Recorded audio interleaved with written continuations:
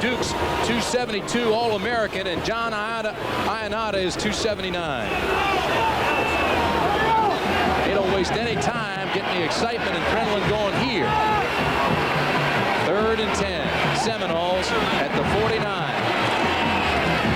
The freshman's first pass of the day. Has a man overthrown. Well, it was intended for Darren Holloman, but it was overthrown. I mentioned that Chip Ferguson, the 18-year-old freshman, might be a little nervous. He had the time. His receiver, Holloman, was open, but he's got to lower his sights. That ball was thrown poorly. It was a little high, but he needs to get those out of his system early. Brett Perriman back to receive the punt. Mike Irvin is along with him, and you're looking at number 6, Lewis Berry of Florida State. He's the punter, but before we get to that, Miami wants a timeout. Well, perfectly timed, because now it'll allow us to get our breath, Cupper. They get things started in a hurry here. You're pretty pumped up, big guy. Give you 8 hours of sleep and you're something. Doing that Good Morning America all week up in New York. I mean, I was drained yesterday. Yeah, never seen you look so tired, but you look great today, and it's good to be working with you again. This is my first time in Tallahassee. I know you've been here before, and I know you're impressed with this rivalry, and as you mentioned at the top of the show, it's been a close one. It really has been. We were here December 2nd last year to do the Florida State-Florida game. It rained a little bit that day, didn't it? It really rained. And I want to tell you something. These folks here, you think they're fired up today against Miami. Should have seen them against Florida. There were some Gator haters here. Speaking of rain, you know, we had Hurricane Juan this week, which curtailed practice activities for Florida State. They worked in the gym most of the time this week, so their timing may be a little off. We saw that on the first pass play from Chip Ferguson. He complained to me yesterday. He said he really hadn't had a chance to throw the deep passes because they were working out mostly in the gym. Lewis Berry to punt it away, 41-yard average. Has a chance to pin him deep. It's a tail wagger that'll hit on the 5, get a Miami bounce, and it goes into the end zone as a touchback.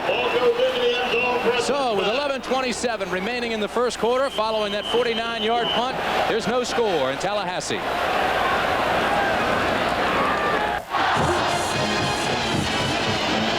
Tim Brandt, Lee Gross Cup back here in Tallahassee. Miami will have the football, first down on the 20. And Cupper, you mentioned the rain this week and practicing inside. I saw this Florida State team in Nebraska early in the season. They had practiced 11 days inside then, went down and beat Tulane inside, and then beat Nebraska, sunny, hot day. This is Testaverde, quick out pattern, has a man, it's Irvin, and Irvin is knocked out of bounds after a 6-yard gain.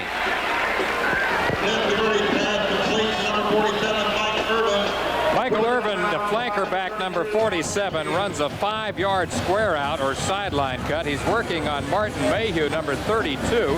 Gets underneath him. Testaverde perfect with his pass to the outside. He threw it with a lot of authority, low and to the outside. He lost a yard. And Michael Irvin, who waited for his turn behind Shakespeare last year, now the leading receiver on the team. 2nd and 4. Give on the right side is Highsmith, and he is punched hard. May have lost one. Well, I want to tell you something. The defense came across quickly, and Stanley Scott was there in a hurry.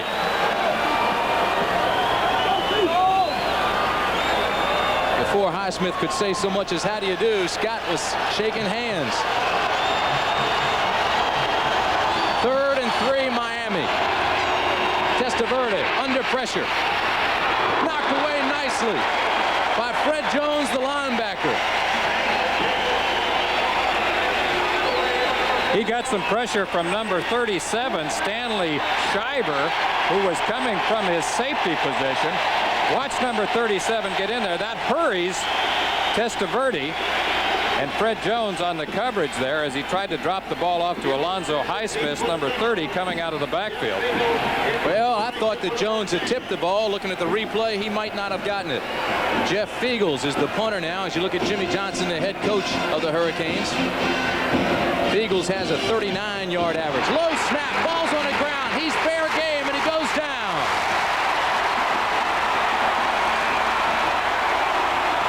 Terry Robinson, the cornerback, number 15, saw the ball on the ground. Instead of containment, thought tackle. tackle and got it.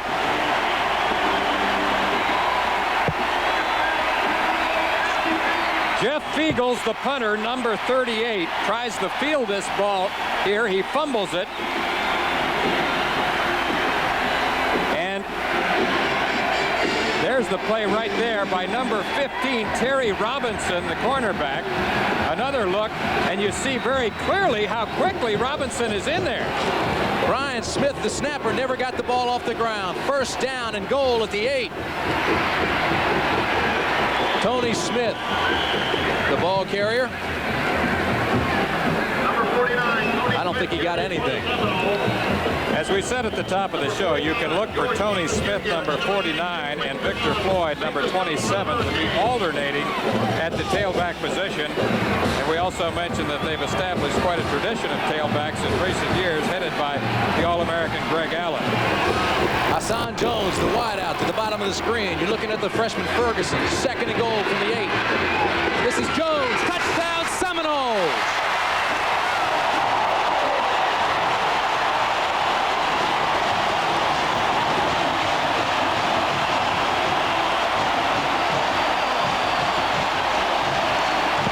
Hassan Jones, the flanker back, play action fake here, and then a drop back. He runs a corner pattern.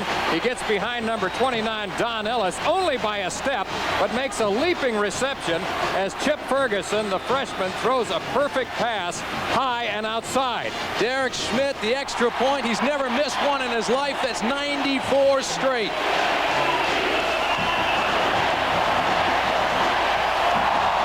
An isolated look at the latest great wide receiver in a great tradition of wide receivers for Florida State. Hassan Jones, number 88, working on Don Ellis, number 29.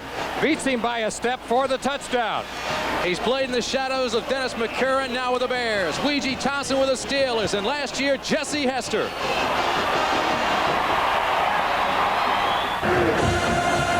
They are still celebrating the 8-yard touchdown catch by Hassan Jones as Miami now ready to receive the ensuing kickoff. J.C. Penney is number 21. The kicker, Barry Barco. It's taken by Mel Bratton. Bratton has a hole to the 30, to the 40. 46-yard line goes Mel Bratton before he's stopped by Brian Davis, number 39. And Barry Barco made part of that tackle, and kickers don't like to do that. Another look at the previous touchdown from a different angle. Hassan Jones running a corner pattern. Beautiful pass here by the freshman Chip Ferguson as he outmaneuvers Don Ellis, number 29, to the corner. The ball thrown with perfect touch and timing, high and to the outside. Fourth touchdown of the year for Hassan Jones. Jones had a touchdown catch against Miami last year. 1st and 10, Hurricanes. Testaverde to throw, in trouble. And overthrown.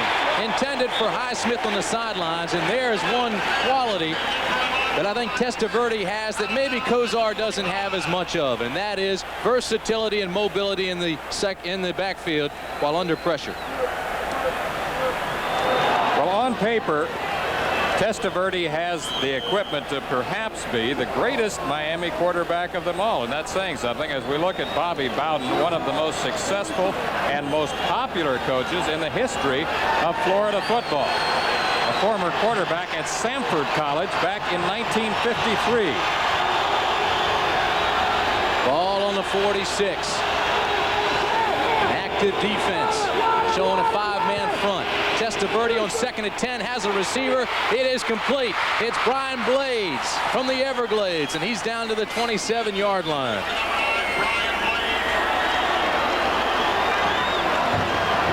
Let's take a closer look at number 9, the split-end Brian Blades, as he goes down the middle on a crossing pattern. A little pirouette move there. Hello, goodbye, limp leg, juke step. Tries to traverse the field, but Fred Jones, number 55, the linebacker, is in a deep drop position and brings him down. This offensive scheme of Miami is a good one. Good runners, good passers. First down on the 28, and Testaverde can throw. Should be a flag. Is there? No. Oh, I thought he had him. Martin Mayhew, number 32, reached over the shoulder of Brian Blades, number 9. He was in good position. Now you can take a closer look at it as Blades runs a curl-in pattern from his wide receiver spot on the right. Mayhew, number 32, back reaches over, and he is not called for contact there. He may have gotten away with one there, but the Zebras will probably make up for it. 2nd and 10, give inside is Oliver. Not much happening. Paul McGowan is there to block the hole. So he's 6'1", 218-pound sophomore. Well, we've talked many times about the war of the trenches, and as you see, number 37, Oliver, trying to pick up valuable yardage there. Stanley Scott, number 83, gets the first hit. He gets a help from Paul McGowan, who is the leading tackler on the team. Miami, 3rd and 10. Their third down conversion percentage is 51%, but today they're 0 for 2. Here they may have one. Alonzo Highsmith takes it down to the 11-yard line. He has the first down. Alonzo Highsmith, who I think you mentioned earlier, Tim, was recruited as an outside linebacker or defensive end. He was switched to the fullback position. He told me that he used to study people like Lawrence Taylor and Hugh Green. Now he pays attention to people like Walter Payton and Herschel Walker. But he has the size that you like. He's 6'1", 228 pounds. He can do all kinds of running plays for you and also be a threat coming out of the backfield. Well, it was Howard Schnellenberger who moved him. Yep. And it was very insightful. Last year he had 5 100-yard rushing games.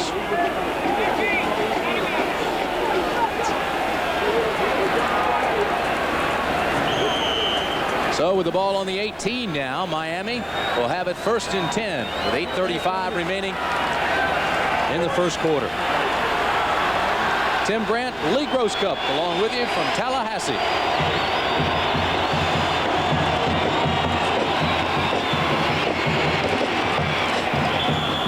Oliver again finds a hole this time on a little cross counter. Garth Jacks makes the tackle.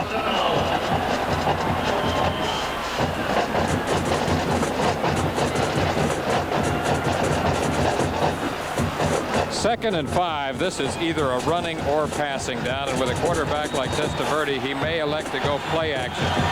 Well, we told you about Jimmy Johnson. He likes to gamble. He is unpredictable, and they are in the 4-down area. The pass over the middle. That's Willie Smith, the tight end. Greg Newell takes him down, but it's a pretty good gain. So it'll bring up 3rd down and short. The ball on the 13 for Miami. Once again, it's an option down with a quarterback like Testaverde because he may elect to go play action or sprint out because, as you mentioned, he is a very effective runner. Much more so than was Kozar. 3rd down, 2. Testaverde. Touchdown, Miami. Brian Blades, number 9, has it at the back of the end zone. And I think we're about to be tied.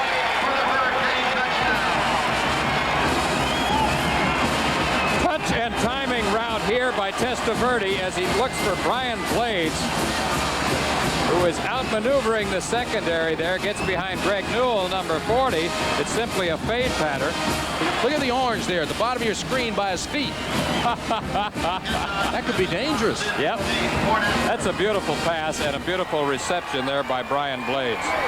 Cox on to attempt the extra point. That's Greg Cox. That is his 72nd straight. So 2 outstanding place kickers here. We have 7:23 remaining in the quarter, and we are tied at 7.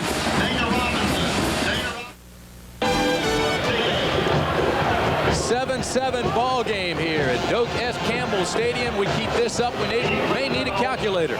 These two teams can play, and offensively they open things up.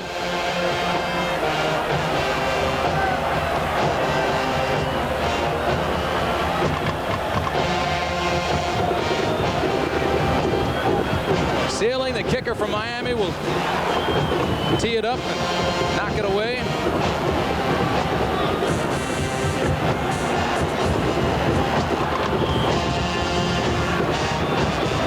got 7:23 remaining first quarter. 7-7 is our score. Seelig with the kick, and it's taken by the up man, John Parks. John Parks is taken down at the 25-yard line. Right now, let's go back to New York. Here's Jim Lampley. All right, Tim, before the executive director of the Cotton Bowl and the Sugar Bowl, the chairman of the selection committee for the Orange Bowl, the president of the Fiesta Bowl, Penn State reverted to its cardiac ways, beat Boston College 16-12 after trailing in the fourth quarter 12-10. The key play, a 30-yard interception return. Back to you. Okay, Jimmy. Joe Paterno just seems to keep things rolling up there. This is Ferguson, Florida State on first down. Throws across the middle. It is intercepted. Intercepted by Tolbert Bain of Miami. So we have a mistake from the freshman right off the bat. That one could be costly because the ball now deep in Florida State territory, marked at the 38-yard line. Ferguson looking for his wide receiver, Philip Bryant, number 9. Pressure from Jerome Brown there, and the interception made by Tolbert Bain, number 18, who is in perfect position, stepping right in front of the wide receiver. Good pressure is what forced Ferguson, the young quarterback, to throw the ball away. First down, Testaverde going for it all, has a man, it's Blades. Touchdown, Hurricanes! Blades took Williams down the sidelines and beat him by 2 steps.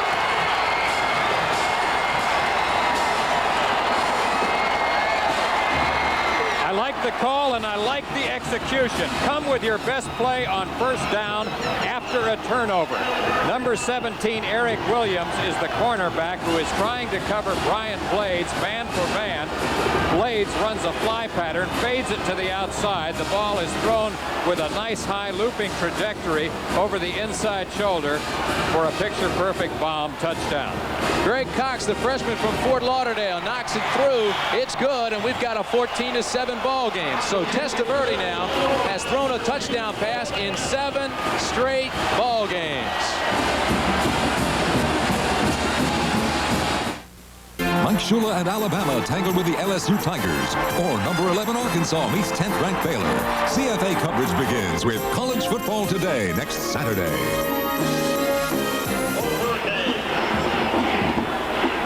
They left your screen. Number 20 is Keith Ross. On the right, Chuck Wells.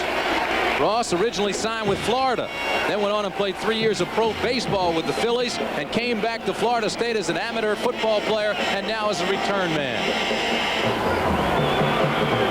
This is Mark Seelig, 5'11", 183-pounder,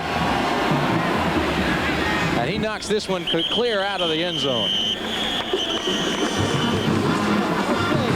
Another look at the previous touchdown. Straight drop back pass, 7 yards by Testaverde. Good protection. He sets up. He's looking wide to Blades, who's on the left.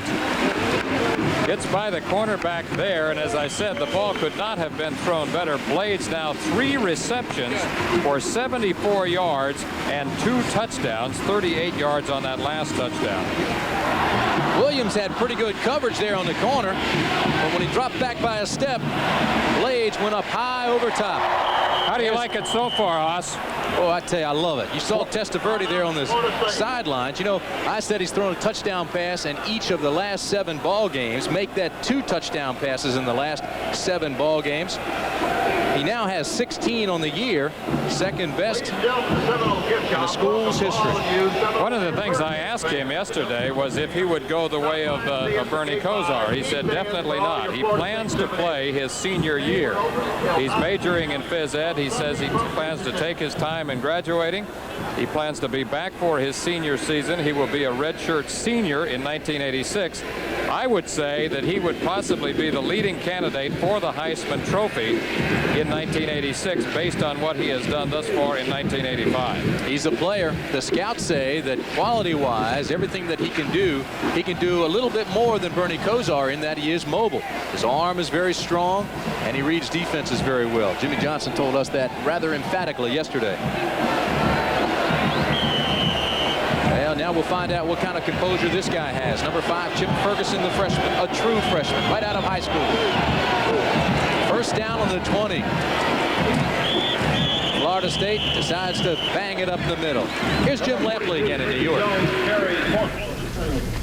Up in Jackson, Mississippi, LSU has crept to 5-1 on the season with a 14-0 victory over Ole Miss, which lost quarterback Kent Austin during the game. Hilliard scored both touchdowns for LSU, and most of you will see the Bayou Bengals hosting Alabama 1 week from today at 3 o'clock Eastern Time on ABC. Back to Tim Brandt. Okay, Lamps, thank you. Here we've got 6:36 remaining in the first quarter. Ferguson pump fakes, reloads, finds a receiver, has his tight end Carter, and Carter is up close to a first down. He'll be a yard shy. Pat Carter is really an outstanding tight end. He's 6'4", 255 pounds. As you look at his numbers reflected right there, not only an outstanding receiver, but one of the better sweep blockers you'll ever see. Fake left by Ferguson, and now comes back to his tight end, Pat Carter, on the right, who's running a short hook pattern in front of the secondary, and the ball is well thrown. 3rd down and 1. Right side, first down, Tony Smith. You know, I'm not so sure Ferguson's pass there when he reloaded was a fake. I think he just pulled it back because of coverage and then went to his second and third receivers, which shows a lot of composure to come back off that interception and throw a completion. I think your point is well taken. Let's not call it a pump fake. Let's call it a read, because he did it very well. That's one of the reasons, in talking to some of the assistant coaches yesterday, particularly Jay Perkins and Mark Richt, that they felt that Ferguson would be the type of quarterback that could lead them in the future. That's Florida State's first down. The give, right side, Smith again. Spins and turns and drives, but he only gets 2 yards. Rod Carter is the man who made the tackle. Well, you know, we talked about him being a true freshman. I'm talking about Ferguson, of course. When I was in college, freshmen didn't even play varsity football. You played only freshman football. Well, it's a fairly new rule. That's not showing. 1973, they reinstated the freshman rule. The year after I got out of Maryland. Yep. 2nd and 9, ball on the 33. Ferguson again, big hole up the middle. Again, it's Tony Smith. He will not get the first down, however. This is one of the definitive I formation plays, the sprint draw play. Tony Smith, number 49, possibly holding there as he spins away. They put a nice new twist into that play, though, rather than just the eye power. They sent the lineman in misdirection and showed some trap blocking. 3rd and 3, Ferguson has a man open, and it's complete. First down. Philip Bryant, number 9, pulls it down, goes out of bounds, and again, FSU is in hurricane territory. This is excellent throwing by Chip Ferguson as he throws to the outside to number 9, Philip Bryant, the wide receiver, on the left sideline, covered there by Tolbert Bain. That ball could not have been thrown better as Bobby Bowden directs along the sideline. The plays are flashed into the quarterback, by the way. 13-yard gain, first down, ball on the 48. Little drag pattern across the middle by White, number 87.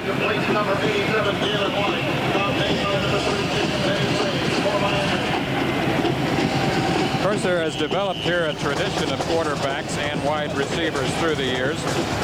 Quarterbacks like Steve Tensey, Kim Hammond, Bill Kappelman, Gary Hubb, Wally Woodham, Jimmy Jordan, of course, we got to know in the United States Football League.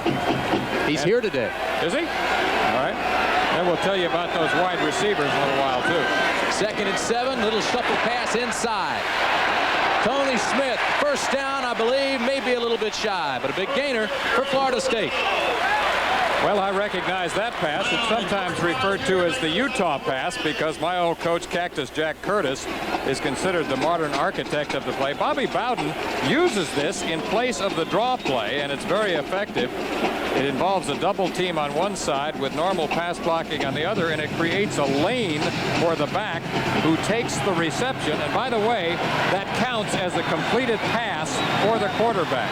It is the safest play in football because it can't be. Tony Smith couldn't get the pitch out. They are still 2 yards shy of the first down. This is known as their trap option play. The fake is to the fullback first. The pitch was not thrown well by quarterback Ferguson. Stubbs was applying the pressure, and Smith never got the handle on the ball. 4th and 2. Florida State is going to go for it. The ball on the 40. High formation. Now they shift. Flags fly, and I believe it's going to be offsides. Well, we'll wait for the call. It's a legal shift unless the linemen move, and the linemen may have moved. It may be against Florida State. It is. Bobby Bowden wants to talk to the official about it. Like you say, it is a legal shift unless one of the linemen moved. Now, all they were doing was shifting from the tee to the shotgun. Dead ball, false start, and offense, Bobby, I'm sure, is 4th upset. down. Well, he should be. He has that in his repertoire. He has a lot of gadget plays, and he has plays like this. Hassan Jones, number 88, may have moved prematurely, but I don't think so. I don't think so either. The offensive line, if they moved, they were pushed. This punt may die on the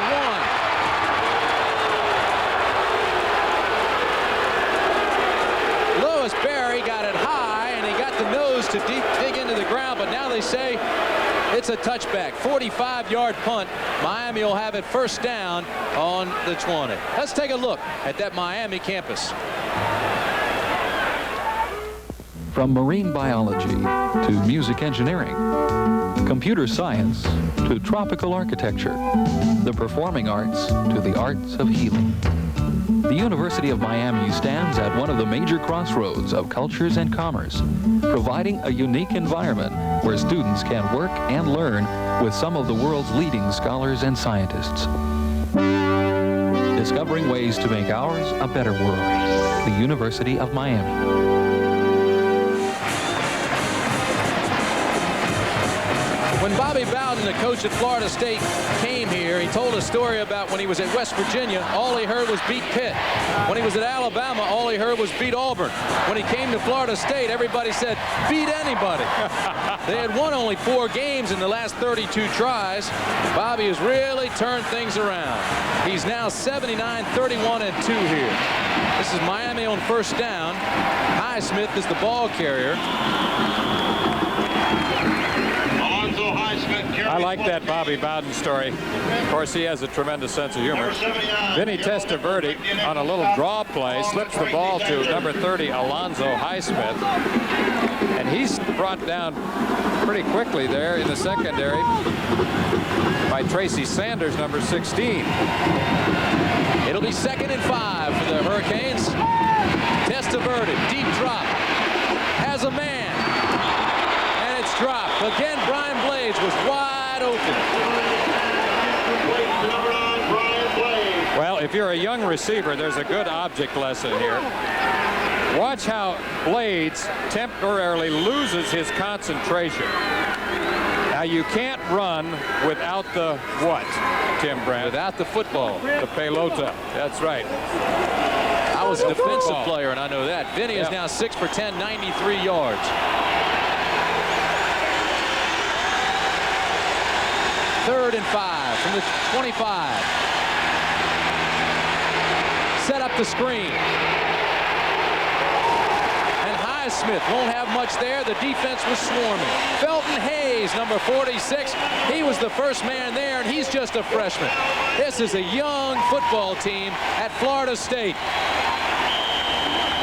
Felton Hayes did quite a job of breaking through that screen, because if he hadn't made the tackle, there would have been a little convoy for the runner. Well, that'll mean that Sanders will punt it away. Brian Smith is still the snapper, and he makes things exciting. He had a bad snap last time. Pressure, block. Touchdown, Florida State. But the officials are saying no.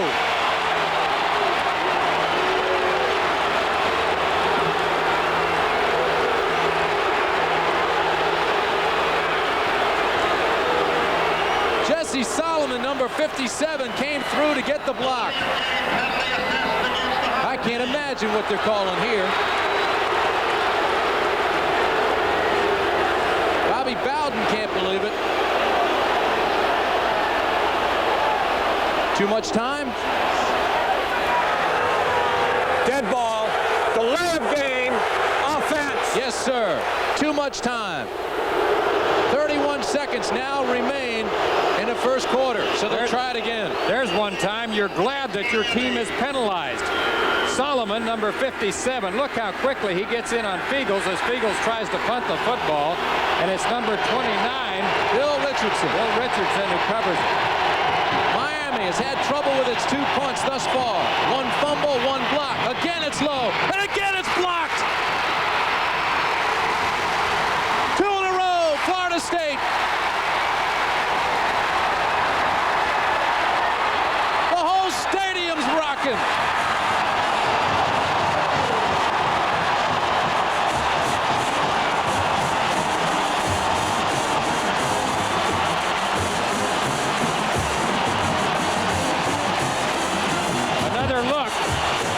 Be Dodge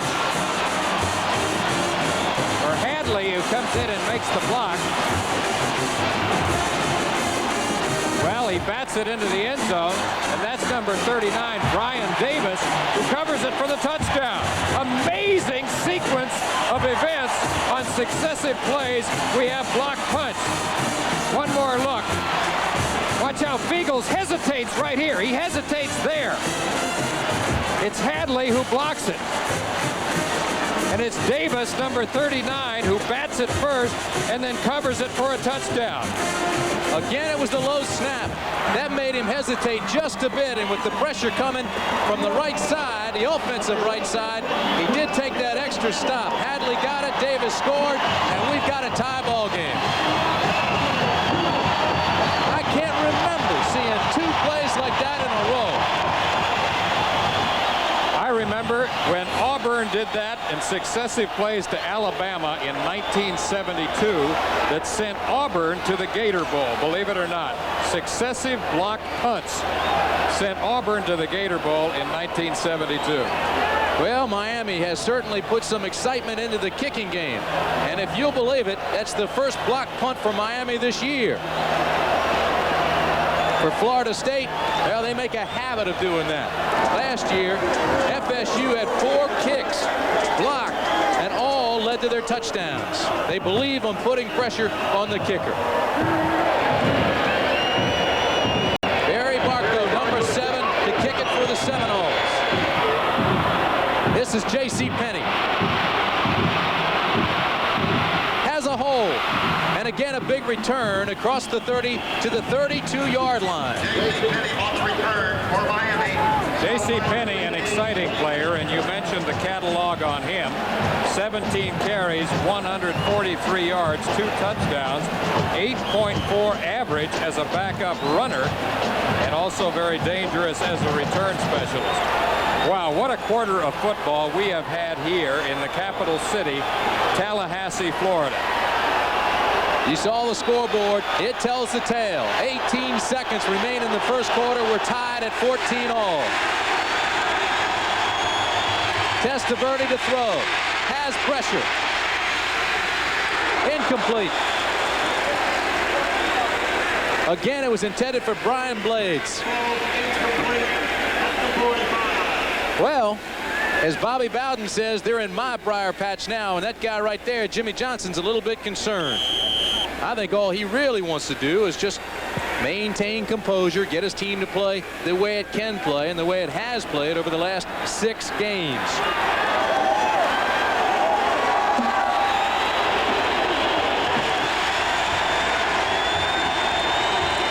Testaverde on 2nd and 10. Melvin Bratton has absolutely nowhere to run. He may have lost a half.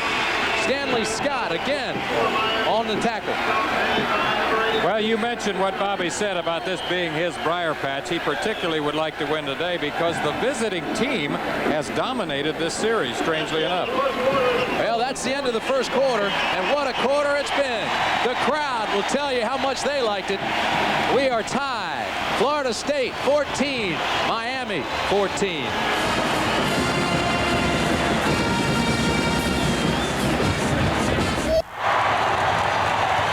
Chivasiolo on Renegade, inciting the crowd. Tim Brandt, Lee Gross Cup. As we start the second quarter, we're tied at 14 all. Miami with the football. Testaverde to throw under pressure. Again, shows great mobility. Throws long. Blades. Incomplete. Flag.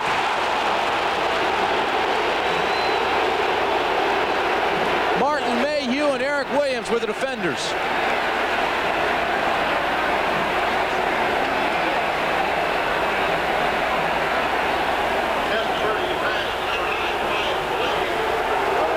Pass interference. You really get a sense of how strong Vinny Testaverde is here as he's rolling to his left. He throws the ball about 50 yards in the air back across field to his right as Blades on a deep crossing pattern gets in between the two Florida State defenders that you just mentioned, Mayhew and Williams. Blades in isolation here running his route. Williams number 17 right there. Automatic first down. Look at Eric Williams, though. He doesn't even see Blades. He's going strictly for the football. Going for the interception. Incidental contact. First down, Miami. Still in their own territory. It'll be on the 47-yard line.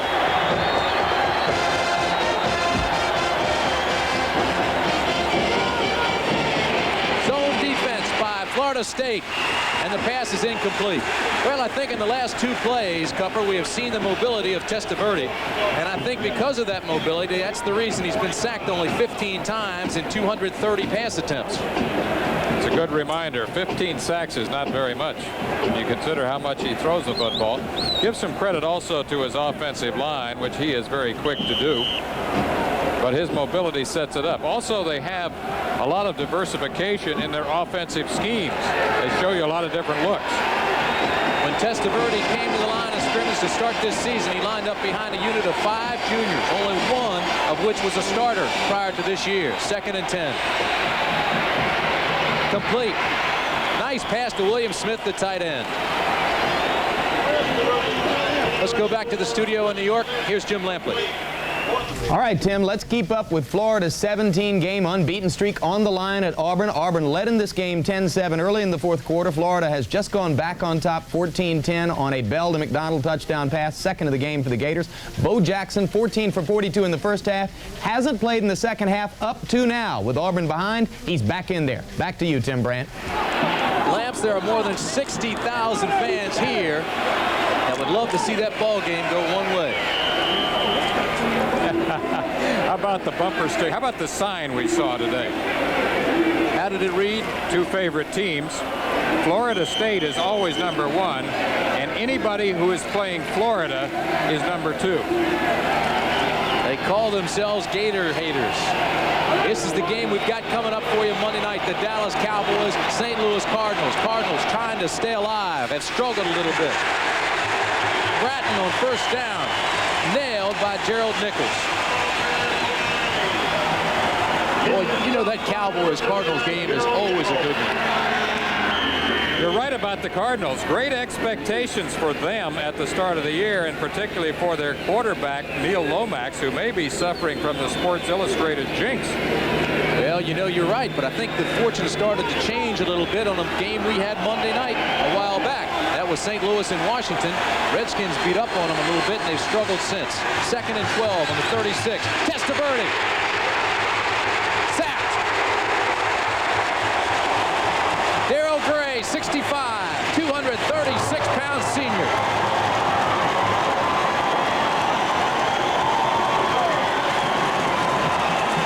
We said at the top of the show the key would be to stop Vinny. This is the most effective way to stop any quarterback. Get in his face real quick. Gray, number 65, gets an assist from Stanley Scott, number 83, and they're on top of Testaverde before he can really set up. He's going for his 7-step drop, and at that 7-yard depth, he gets a greeting. A 20-yard loss. 3rd down and and forever. They have to get all the way back up to the 24-yard line. Testaverde again. Felton Hayes, 46, a freshman.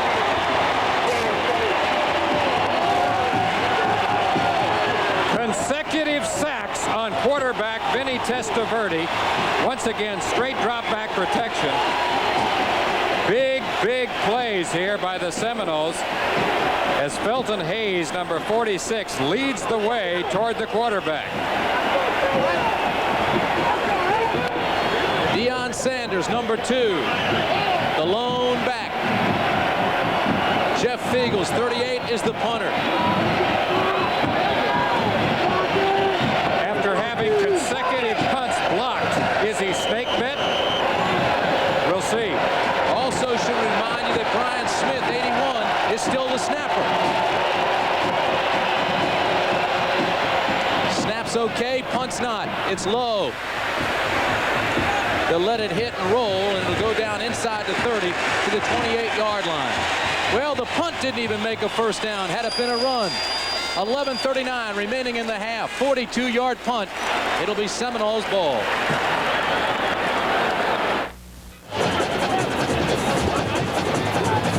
Jimmy Johnson on the right, working the referees. Bobby Bowden, this is his briar patch. He's not going to let Johnson have anything on him. They both are now working the officials.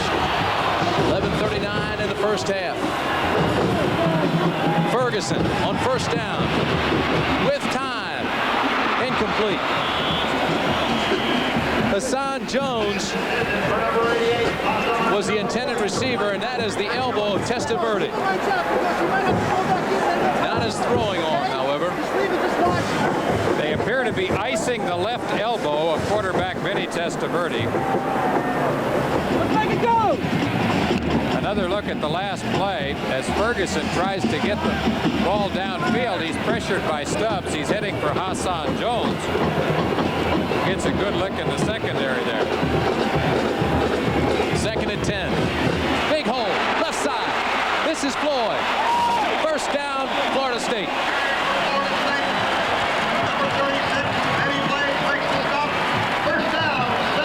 These two teams can play. We talked about the balance of the two teams at the top of the show as we look at the numbers on Victor Floyd reflected right there, and also the tailback tandem that we expected to see. That was one of the real definitive I formation plays, the sprint draw. Ferguson, incomplete. It was intended for Herbie Gaynor, but it was there on a bounce. Slipping and sliding, too. Don't forget, this field was a swamp 2 days ago. Take a look at the pressure on Ferguson here, applied by the front four of Miami. First man there is Rod Carter, number 91, and that's the side that Ferguson was trying to throw to. More on Vinny's left elbow. It's the team doctor working on him down there. Big hole, right side is Floyd, and Floyd is close to another first down. He'll be just short. What a tackle by number 29, Don Ellis, there in the open field, because Victor Floyd had some running room as he took the ball on what they call 46, which is simply a sweep play, a power pitch. The lead block there by the fullback. Holloman sprint to the outside, but look at that tackle. What a classic open field tackle by number 29, Ellis. Floyd is quite a story. He only played 1 year in high school. He was a redshirt freshman, and now getting his chance. Everybody jumps early. Flags fly. I think it was Cletus Jones maybe pulled up a little bit at fullback.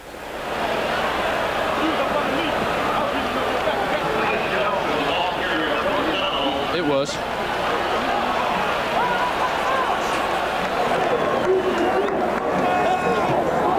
I think you're going to see Vinny put some elbow pads on and come back in. I think he's a little angry, a little shaken up, but he's going to be back in there and probably throwing the same kind of passes he's been throwing right along, because, as you mentioned, it is his left elbow.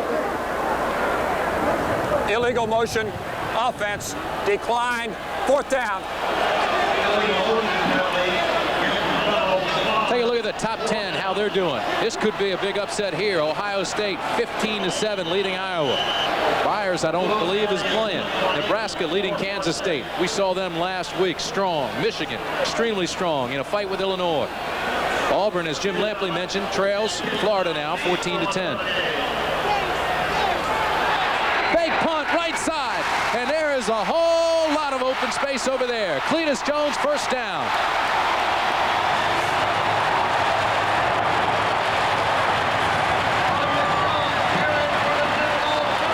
You gotta love this play. This is a throwback to the days of the single wing. Snap the ball to the up back. Punt formation. Cletus Jones around the right side, picks up a block, breaks the tackle there, goes deep into the secondary before Perriman, number 33, brings him down along the right sideline. What an adventurous call by Bobby Bowden.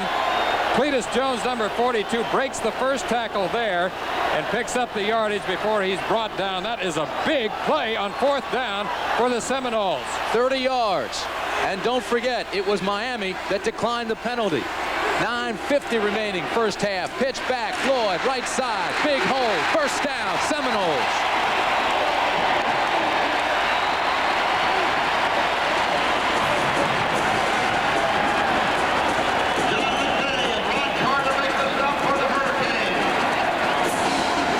They're just having a ball. Always fun to play in this type of ball game. More than 60,000 fans in Doak S. Campbell Field going crazy. Second down, 1. Now they've got the first down. I gave it to him prematurely. Again, it's Floyd.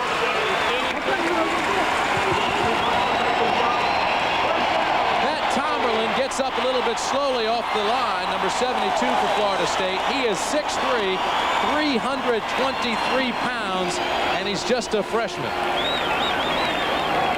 He's known as Mountain, the Mountain. I can see why. Hasn't missed many meals, and he spent lots of time in the weight room. First down play, again it's Floyd. This time he's married at the line of scrimmage by Jerome Brown and Dan Stubbs. Hurricanes say it's time for them to flex their muscles because they've been blown out on this series.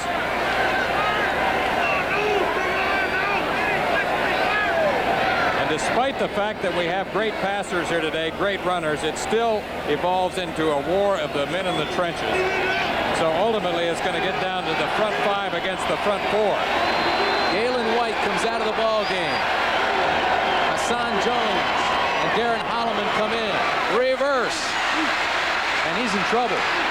That's Holloman. Well, he just came into the ball game, and Dan Stubbs stayed at home defensively, was not cool with it, and made the play.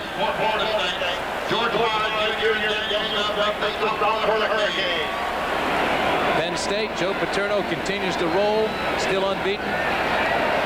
Still just barely getting by. Air Force with the wishbone. Fisher to Berry doing a great job there. Oklahoma over Kansas 20-3 at the half. And look at this one.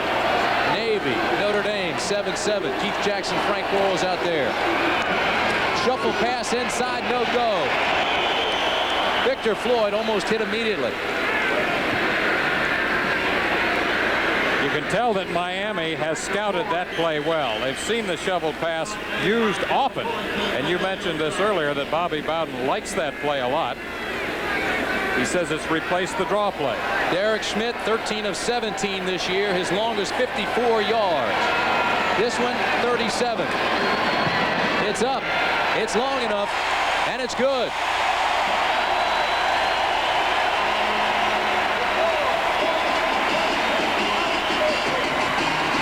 So with 6:52 remaining in the half, Florida State leads Miami 17-14.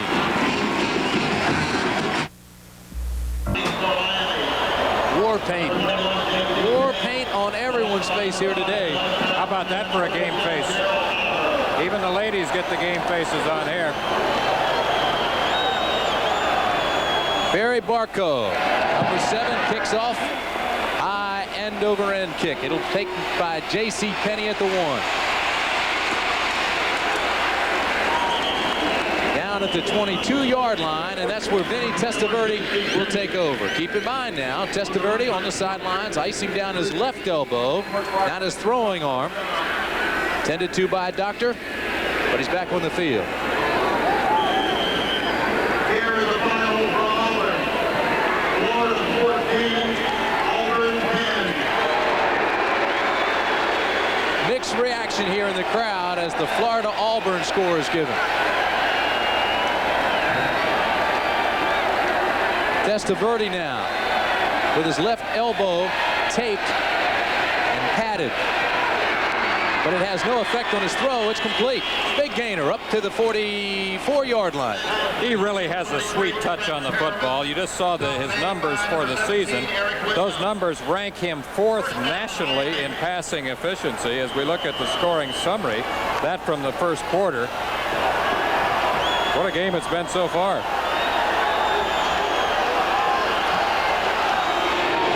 Irvin was the man who made the reception. It'll be first down again. This time they go outside, and Darrell Oliver fumbles the football. How close to the sideline was it? Miami retains possession. Keep in mind, it doesn't matter who recovers it if it's out of bounds. Handoff deep in the backfield there to number 37, Oliver, who skips to the outside. He's carrying the ball a little loosely and in the wrong hand. He's hit there by Williams. Now watch the football. Does he ever have possession? I think he Williams may have had possession there along the sideline. Very questionable call. Florida State might have earned the football. We do have the benefit of the replay. He has to call it immediately. But it looked like he recovered it. His momentum took him out of bounds. Should have been a turnover. Testaverde, first down and 10, going deep. Incomplete. Almost intercepted. Alfonso Williams again. The man who just recovered the fumble out of bounds was the defender and almost had himself an interception. Willie Smith did a good job of knocking that ball away, because here he becomes a defensive player. The previous play, which is so controversial, shows Oliver, number 37, bouncing to the outside, carrying the ball loosely. Now watch, he's going to be hit right here by number 17, Eric Williams. The ball comes loose. Now the key play is here with number 26, Alfonso Williams. He covers the football, but does he have possession? Yes. 2nd and 10. Testaverde under pressure. Evades the pressure nicely and throws it incomplete. Intended for William Smith, 84, but he caught it on a bounce. Boy, Stanley Scott was some kind of coming and putting pressure on Vinny Testaverde. Here's the final that everybody just reacted to in the stadium. Florida upsets 5th-ranked Auburn 14-10. You know, Cupper, ironically, Florida is the only common opponent these two teams here today have. Your alma mater won.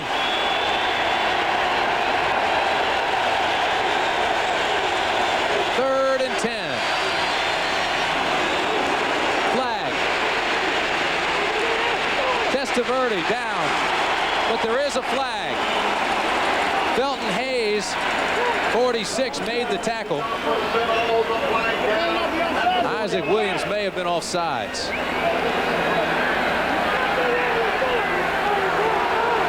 He was. 45, Isaac Williams. Down lineman for Florida State, jumped early. Isaac is one of the stronger members of the team. He bench presses 420 pounds. He can power clean 395 pounds. That means the old clean and jerk. Offsides, defense, still third down. Against the Seminoles. Third down, Miami. There's the story.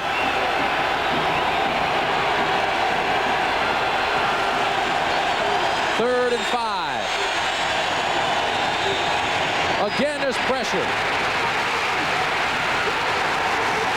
And again, Testaverde is sacked. Isaac Williams, who was penalized a minute ago, first to get there. 45. He's not only strong, Cupper, he's quick.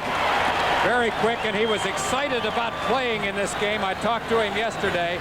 He said sacking a quarterback is his favorite item, and that's what he does right there. The third sack of the day on quarterback Vinny Testaverde, and I said at the top of the show that pressure on Vinny would be the key. Good snap. High punt. Fair catch called for by Deion Sanders. So Florida State will have the ball on the 18-yard line after that 30-yard punt.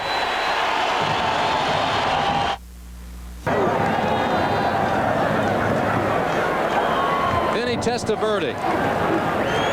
There's the situation today. 3 sacks. Coming into this ball game, he had been sacked only 15 times in 220 attempts. And with people coming from all sides, it's tough to look for a second receiver when you're looking at defenders. First down straight ahead, Tanner Holloman. Tanner Holloman, the brother of Darren Holloman. Here's Jim Lampley. Stand by, 2 seconds.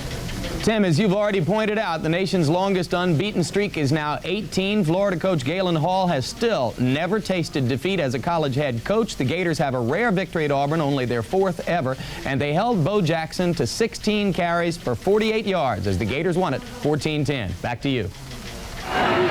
Well, Jim Lampley, I know being a Carolina grad, you like that Maryland score.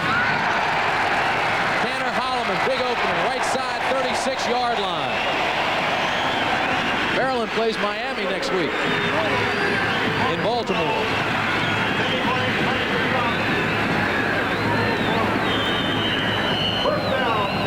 Tanner Holloman, the fullback, on what is known as the fullback trap play off the right side, picks up a good block from Ionata, number 77, slides to the outside and makes a good gain before Blades, Vinny Blades, number 36, brings him down. From the 36, Ferguson, first down, across the middle. Incomplete pass interference. Don Ellis, the defender, hit Hassan Jones too early.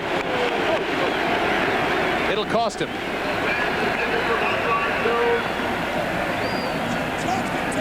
This is an easy one to call. Hassan Jones, number 88, running a deep slant in pattern, is hit prematurely there with the right arm of number 29, Don Ellis. We talked about the wide receiver tradition for Florida State. Of course, you go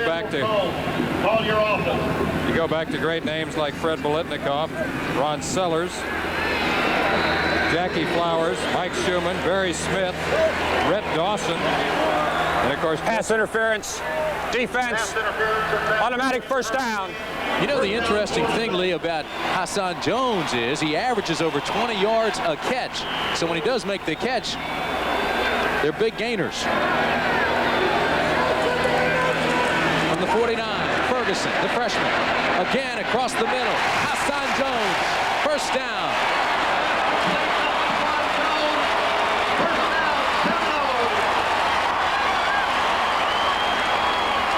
The athletic ability of number 88, Hassan Jones, gets by the first man, slides into the open area of the coverage.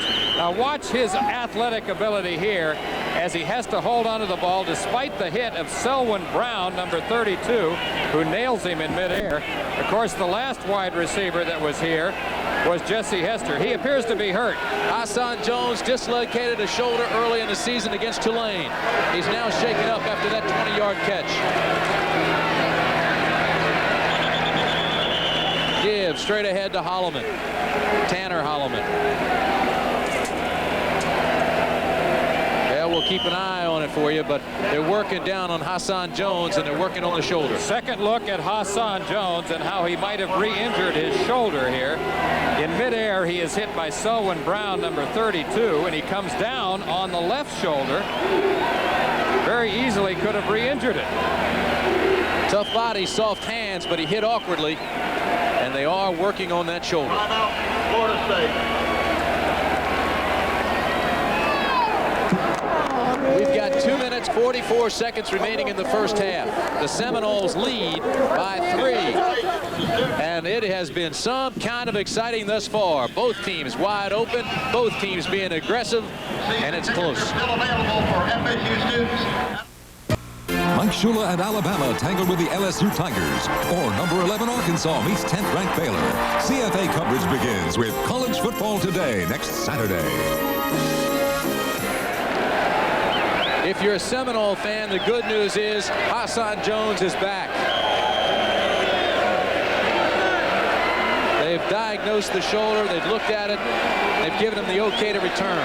2nd and 7, the ball on the 26. FSU driving. Wide open. Touchdown, Pat Carter.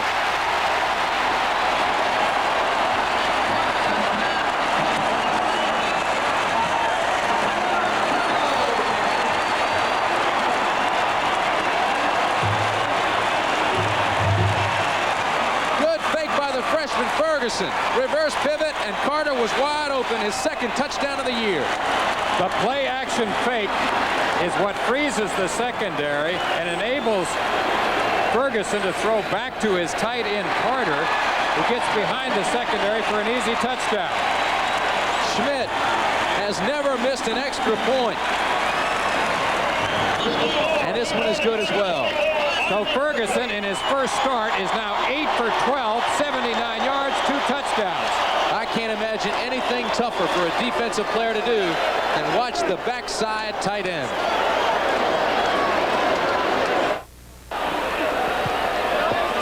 "38 points in the first half contrast greatly to last year's game between these two, when only 3 field goals were kicked by Florida State, who led at the half 9-0.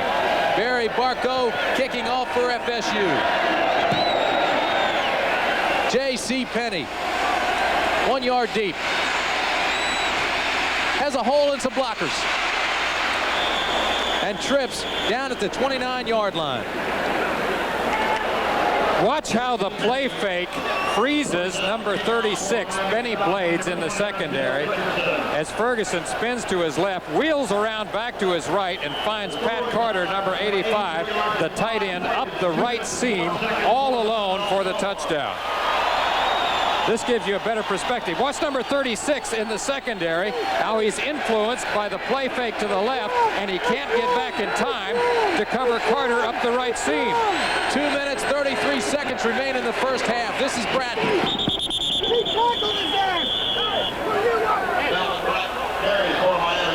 Well, tempers a little bit. Maintain composure. You know, ironically, as much as we talk about the feud between these two teams, it has been an outstanding rivalry within the state. It has been, as they describe it here, a very friendly rivalry. The one they really like to get, both of these clubs, is Florida. Well, success breeds success, and everybody wants it. And right now, Florida, very successful. 2nd and 5. Testaverde, wide open and overthrown. Somehow Brian Blades, number 9, had worked himself clear down the sidelines.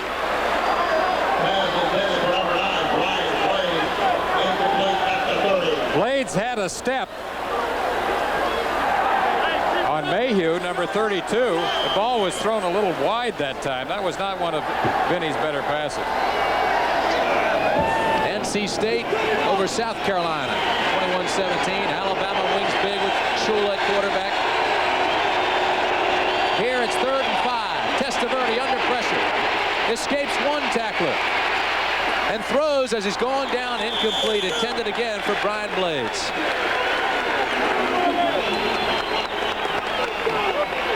Sometimes the life of a quarterback isn't always as comfortable as it seems, particularly when you're getting this kind of pressure. And sometimes a hurry can be even more effective than a sack, because it's hurries that force the interception, which almost happened that time.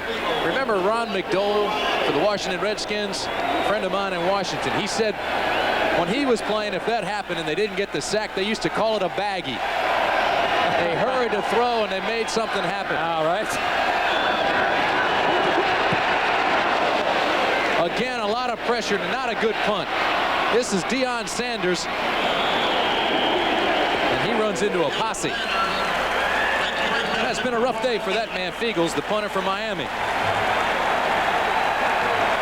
Coming up next week, Alabama down in Baton Rouge against LSU, and Alabama did win big today.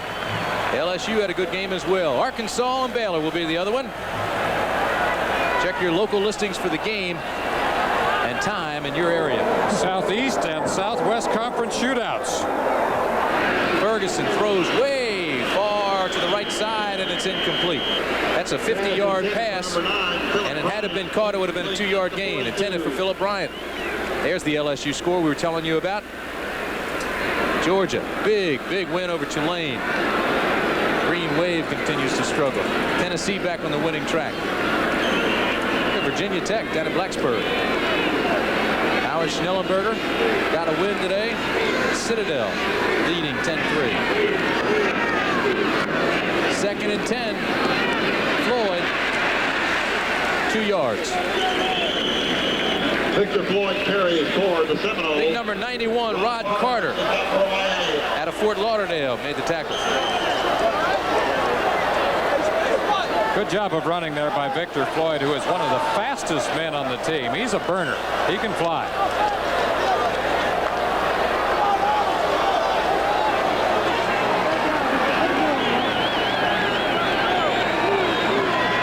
Time continues to tick away in the first half, down to the waning moments. 1:23. Ferguson to throw. Avoids the pressure. Complete. First down, FSU. Herb Gaynor with the catch. Vinny Testaverde, the junior, can only watch as the freshman works meticulously for Florida State. That's an amazing play by Ferguson as he avoids pressure from Stubbs and McVeigh. And watch how he slides to his left, wheels now, and throws back across field to his right. It's Gaynor, number 3, who makes the reception, and that's a remarkable play for the 18-year-old freshman. Under a minute to go now. Floyd picks up 2. The thing that's most impressive about Chip Ferguson, who is a true freshman, is the fact that he threw an interception early, came back, and has shown tremendous composure thus far. By his own admission, he was very nervous. He learned of this starting assignment on Tuesday. They were hampered in practice this week because of the rain. Despite all that, Chip Ferguson is now 9 of 14 in the passing department for 96 yards and 2 touchdowns. Holding. Offense. Still first down. So that's a big penalty against Florida State as they were marching down inside Miami territory. Now they move back to the 48. Their own 48 with 45 seconds left.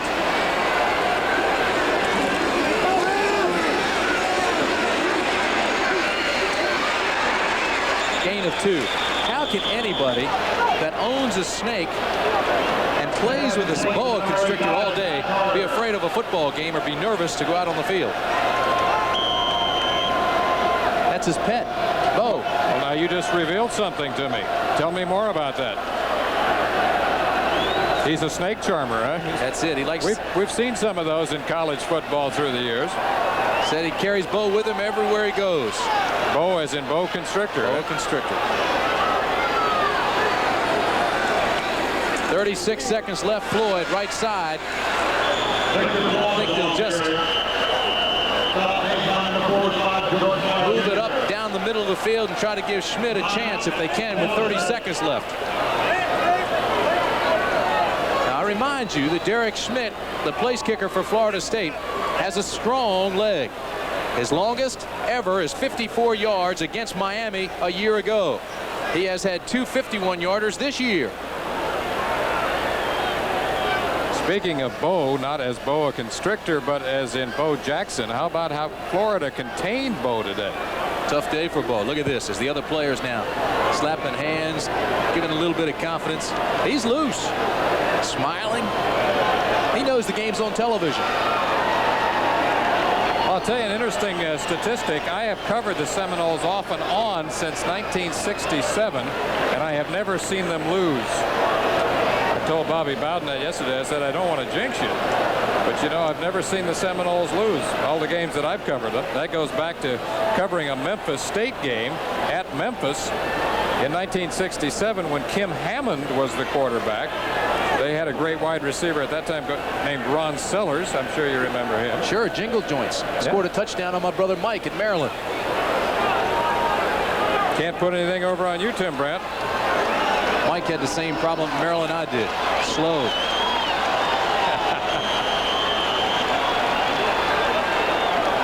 Seconds remain here in Tallahassee. Florida State leads 24-14. That's the time remaining in the first half. Ferguson now on 3rd and 14.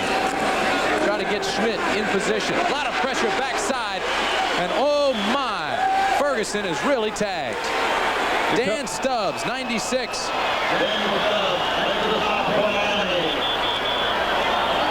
The caption here reads, "Welcome to Division 1A football, Chip Ferguson." That's from Dan Stubbs, number 96, who comes around on the blind side of the quarterback. Now Miami calls a timeout with 14 seconds left. Love to watch these two coaches play a little chess game with each other down below. Both coaches very aggressive, very outspoken, very animated. Chess game, all right. Pawn to Queen 4.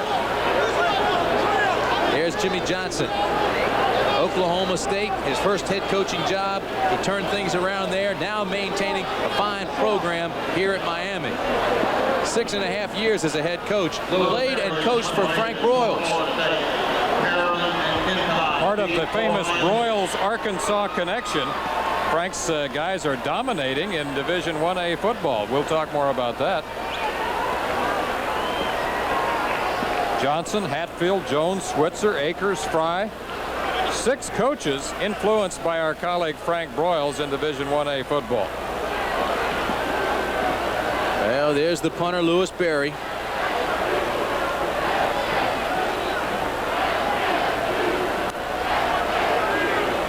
I don't know what the holdup is now.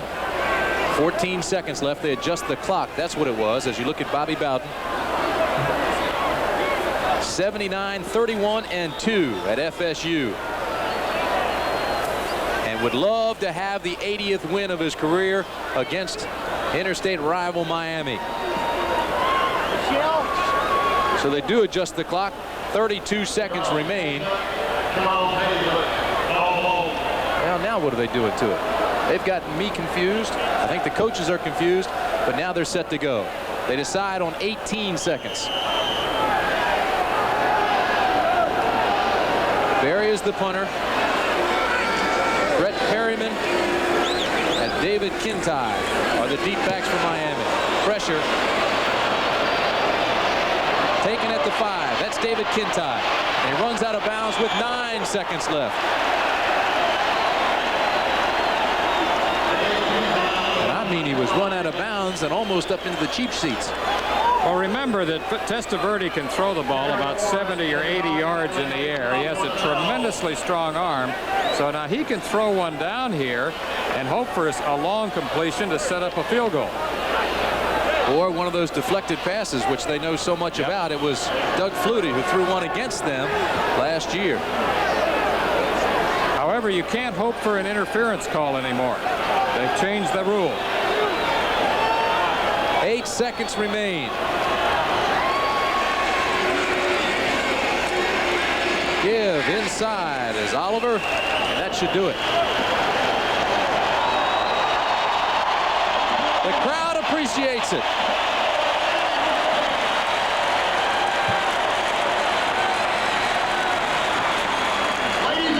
I think they've enjoyed it as much as we have. We hope you have too. Miami has proven something. They are big, they're strong, they're fast, quality team. Florida State has really gone after them here. Florida State 2 with 1 loss, both with 6-1 records. And Florida State, I think, was ready. Well, we talked about the offensive show at the top, but also that the key would be in pressuring quarterback Vinny Testaverde. And Florida State has been effective in doing that. They've sacked Testaverde 3 times. They've hurried him on numerous other occasions, and as a result of that, they have been able to control the football game here in the first half. So they have excited the home crowd at Doak Campbell Stadium of more than 60,000 fans. Those 60,000 now paying tribute to Dick Hauser, the manager of the world champion. And what a royal greeting he's getting here. Hauser hopefully will come up and join us sometime during the half. And indeed, the state of Florida could not be more proud of one of its favorite sons. Please welcome back the manager of the world champion Kansas City Royals, Dick Hauser.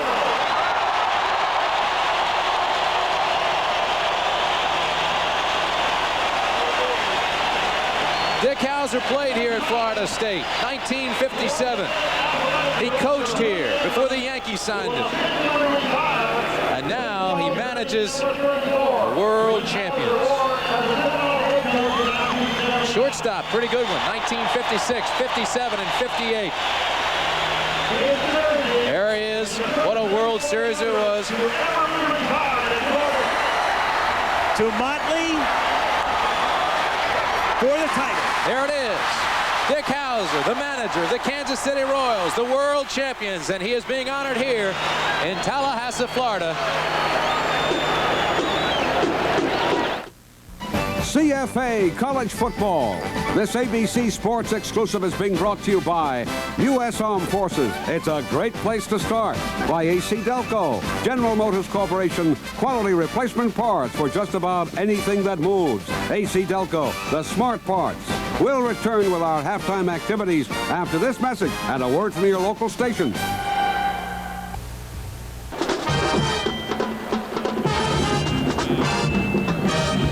We are at halftime at Doak Campbell Stadium, and our score is 24-14, Florida State.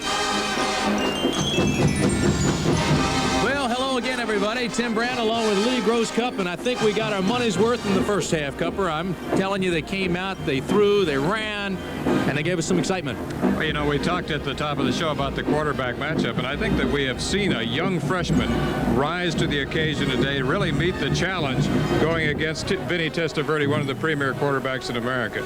Chip Ferguson is a true freshman, and again, we tell you, the most impressive thing thus far in this ball game has been the way he came back after throwing an interception and really showed some great composure. Well, he has great numbers, too. 10 of 15, 99 yards, 2 touchdowns. He's outpassed Testaverde. He's 9 of 19, 127 yards, 2 touchdowns. Testaverde, of course, very strong arm, very composed, the kind of guy that can come back and make a lot of things happen in the second half. This game far from over, but thus far it has been really some kind of exciting. The Prudential Halftime Report is being brought to you by the Prudential, offering a full range of insurance and financial services. The Prudential, the rock. It's strong, it's on the move, it's bigger than life. All right, we've got 3 minutes to try to catch up with as many scores as possible. In the third quarter at Columbus, Ohio, Ohio State is leading number 1 ranked Iowa 15-7. Chuck Long has already been intercepted 3 times in that ball game. Penn State came from behind in the fourth quarter to beat Boston College 16-12. Nittany Lions needed a clutch interception return in the fourth quarter to pull that one off. Nebraska is leading Kansas State 27-3 in the fourth quarter. Business as usual for the Huskers, who are doing it on the ground. Michigan and Illinois played to a 3-3 tie. As I mentioned to those of you who are watching Notre Dame and Navy, Illinois' Chris White tried a 37-yard field goal on the last play of the game that would have won it for the Illini. It was partially blocked and hit the crossbar. Florida's unbeaten streak goes to 18 games. They beat Auburn 14-10. Bo Jackson, with a bruised thigh in the first half, played only briefly in the second half, 16 carries for 48 yards. Air Force is rolling over San Diego State. It's now 24-10. The Falcons in the third quarter, they're still unbeaten and untied. Oklahoma leading Kansas 34-6 in the third quarter. One of the big early plays there, a Holloway to Keith Jackson touchdown pass for 57 yards. Florida State is leading Miami 24-14 in a wild game that many of you are seeing. The rest of you are watching Alan Pinkett having a big game as Notre Dame leads Navy 20-10 at the half. Army beat Holy Cross 34-12. Big games for both Crawford, the quarterback, and Black, the fullback. Fennerty of Holy Cross went over 1,000 yards for the third year in a row. Syracuse beat Pittsburgh 12-0. 4 Pitt turnovers sealed the Panthers' fate in that one. Maryland beat North Carolina 28-10. Bobby Ross still unbeaten versus the Tar Heels at 4-0. Maryland has beaten North Carolina 6 out of 8 years. Georgia Tech beat Duke 9-0 in a mud game in which both teams were reduced to punting on third down to try to get field position in the second half. Clemson beat Wake Forest 26-10. Danny Ford has never lost to Wake Forest. North Carolina State staged a dramatic comeback, coming from behind 17-6 to beat South Carolina 21-17. Eric Kramer was benched in the first half, came back to throw 2 touchdown passes and lead the comeback in the last 4 minutes. Alabama's getting a big game from Mike Shula, who has sat down with more than 200 yards passing. Albert Bell caught 2 balls, both of them for touchdowns, as the Tide leads Mississippi State 41-6. LSU got 2 Dalton Hilliard touchdowns, beat Mississippi 14-0. Mississippi lost quarterback Kent Austin to injury in that game. Tulane lost to Georgia 58-3. Freshman Tim Worley, 3 touchdowns for the Dogs. Tennessee used 3 quarterbacks, rolled up 40 points in beating Rutgers 40-0. Bowling Green moves to 9-0. McClure over 200 yards again as they beat Northern Illinois 34-14. Michigan State beat Minnesota 31-26. Courageous effort for Minnesota, which played without Ricky Foggy at quarterback. Alan Holt, the backup quarterback, threw for 275 yards. Minnesota hadn't been throwing the ball at all this year. Michigan State got a big game from Lorenzo White, 49 carries, 172 yards. Purdue beat Northwestern 31-7. Jim Everett, 1 half and 1 series in that game, 23 of 31, 292 yards and 2 TDs. Indiana and Wisconsin, 28-20 Badgers in the fourth quarter. Oklahoma State beat Colorado 14-11. Both touchdowns scored by Thurman Thomas, who rushed for over 200 yards. Missouri falling to Iowa State 24-17. Mizzou is still winless in Woody Widenhofer's first season. Arkansas leading Rice 24-6 in the third quarter. The Hogs with a big showdown next week against Baylor. Texas moves to 5-2. Brett Stafford has a good game as the Longhorns beat Texas Tech 34-21. Houston at TCU at 17-7 favor Houston in the third quarter. Brigham Young on top 31-0 at halftime. Haimuli having a big game for BYU. Stanford at Washington, 2 Rick Finney touchdowns, 17-0 Washington at halftime. Arizona State at Cal, it is 10-8 favor Arizona State in the second quarter. San Jose State at Oregon, 14-10 the Ducks in the second quarter.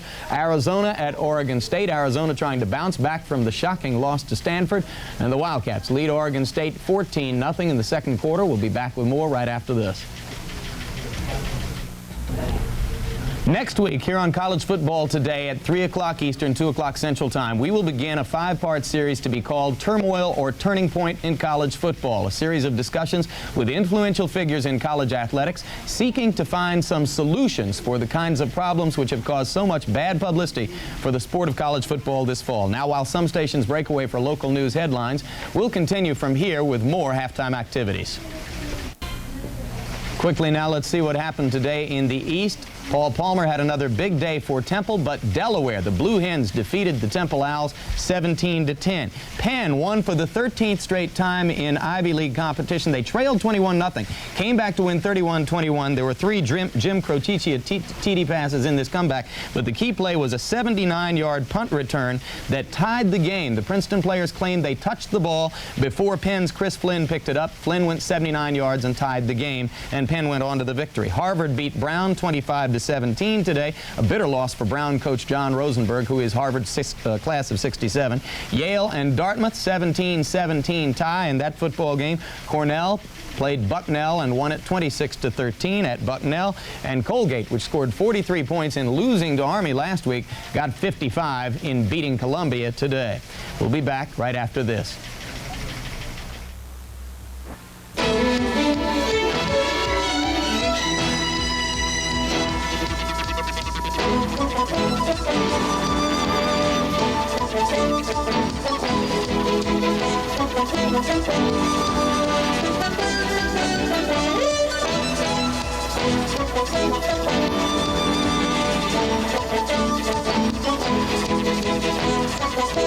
College football, the All-American game. The preceding message has been provided by the College Football Association. We are at halftime with Our score, Florida State 24, Miami 14. And what a pleasure it is to be sitting in this booth with the manager of the world champion, Kansas City Royals, Dick Hauser. Have you come down yet, or are you still up there? I'm working on it, Tim. Right now, I'm still on cloud 9, but it's a great feeling. I'm glad to be back in Tallahassee. I've got to go back to Kansas City tomorrow, but this is a great place to be today. Let's go back and relive that final out of that game and tell me what was going through your mind after coming back after everybody in the world said you couldn't do it. Tim, what happened in the top of the 9th inning? That's a big play, the final out. I wanted to get the first out. We wanted to get the first out. Saberhagen got the ground ball to Frank White. I knew we had it won at that time. Tell me about the hat right there you're tucking away. Yeah, it's a good luck hat. I had it when the playoffs. I had it flown up. I left it in Kansas City. The Kaufmans, the owners, flew it up on a Learjet to Toronto. We won the final 2 games in Toronto. I wanted that hat. I want to have it next year, too. How superstitious are you? Well, I've got some superstitions. When things are going good, I don't want to change it. When they're going bad, we're going to make a lot of changes. One of the most interesting things that I think is interesting anyway is that you played here in the late 50s.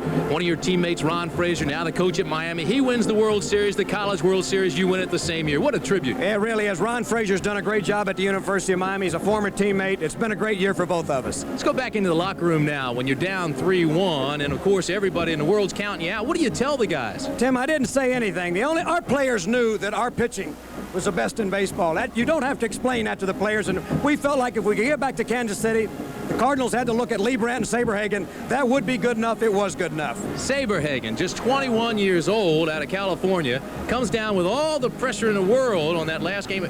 Pitches tremendously. Was he nervous? Yes. Unlike he was all season. Yeah, I was a little bit afraid. Gary Blaylock, the pitching coach, said, Dick, I've never seen Saberhagen quite like this. And I said, if he can get by the first hitter, we'll be in good shape. He did, and we were. And of course, this week you went to the White House. How was that? Just outstanding. I was very impressed. Of course, anybody would be impressed, but it was a great day. We flew from Kansas City. We had a chance to meet in the Oval Office, and then we went to the Rose Garden, and I presented the president with a Royals jacket. When you go to the White House and you present the president with an award, you know you've done something good, and I'm real proud about that. Well, you got royal treatment there. Now you come here, and I know you've got to be superstitious here. Do you sit in the same seat every home game? I've had season tickets for 12 years. I've got 4 season tickets. I sit right on the 35-yard line with my friends here in Tallahassee. I wouldn't change seats with anybody. Great first half, huh? Been a good first half so far. I knew Florida State's defense was good. I hope they can hold on the second half. You know, the one thing that has surprised me is the way that Florida State has played so aggressively. Dick, thanks for stopping by. Really enjoyed it. Great series. Thank you, Tim. All right, so we are at halftime as Chief Osceola and Renegade take to the field. Again, wage war, 24-14, our score.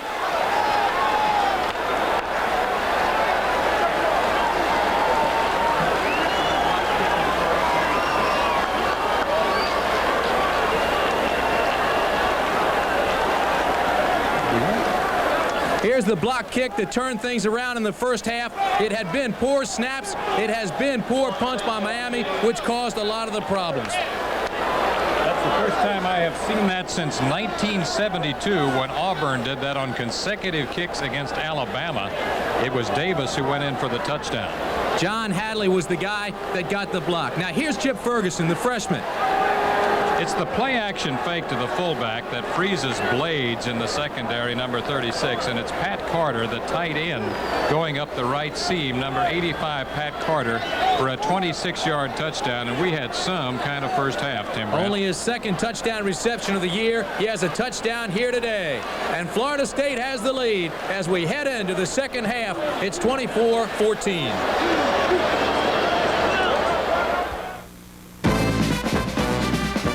The Prudential Halftime Report was brought to you by the Prudential, offering a full range of insurance and financial services.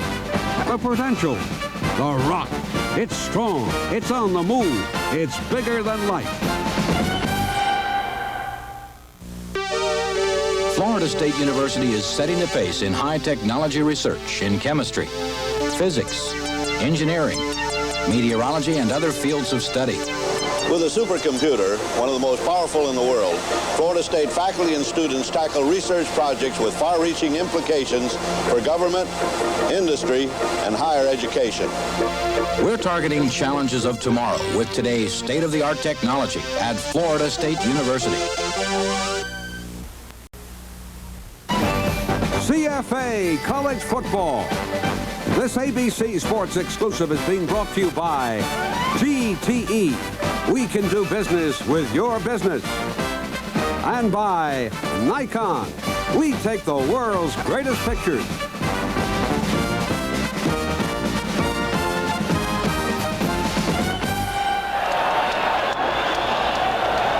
On the left is number 20, Keith Ross. On the right, 44, Chuck Wells of Florida State. Mark Sealing kicks off for Miami to start the second half, and this one is way deep in the end zone, taken by Keith Ross. What a pleasure it was to talk to Dick Hauser at halftime. These are the first half stats, Lee Grosscup. Well, we talked at the top of the show about the importance of pressuring Vinny Testaverde. And you look at the rushing yards there for Miami, -8, and you get a sense of how they have been able to shut him down, the passing yards totaling 127. But there is better balance there for Florida State, and as a result of that, they lead 186 to 119 in total yardage. Hassan Jones, who was shaken up in the first half, doesn't start the second. It's Herb Gaynor, Philip Bryant. First down, Florida State, and the Seminoles jump. Chip Ferguson is the freshman quarterback who was simply outstanding in the first half. 10 of 15 for 99 yards. Defensive talent for Miami, John McVay, 6'2", 236 pounds. Derwin Jones, 268. Jerome Brown, 275.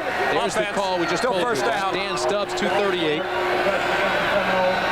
Winston Moss, quite a story there. Sam, strong linebacker, 230. George Myra Jr., 225. Rod Carter, 210. Very young secondary. 3 sophomores and a freshman. Big gainer, Floyd. Out across midfield, still on his feet to the 36-yard line. And Florida State didn't lose anything at halftime. They come out fired up and strong to start the second half, first down. There's your secondary we were just telling you about. It is young, but it can play. Very aggressive, extremely smart, and there's a lot of athletic talent there.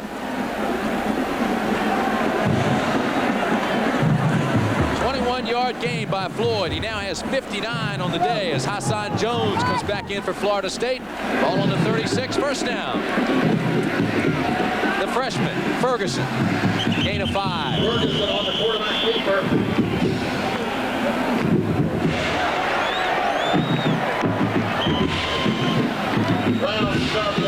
Here's the offense. Ferguson, we talked all about true freshman there. Floyd, 59 yards first half. Cletus Jones, the fullback. Herb Gaynor and Darren Holloman, the wide receivers. Carter, tight end. A couple of big catches, including a touchdown in the first half of the offensive line. 2nd and 7. And there's a flag. Cletus Jones is the ball carrier. And they love their football here in Tallahassee. Cletus Jones, the ball carrier. Flag at the 42. It's against the Seminoles, holding. Cletus Jones, of course, is the man who had the big play in the second quarter on a fake punt. He being the up back, moved the ball into scoring territory for the Seminoles. Floyd, you just mentioned his numbers, 59 yards and 10 carries. Holding. Offense. Still second down. What down is it? Referee Gil Gelbick makes the call. Just underway. The second half of play. Tim Brandon, Lee Grosscup.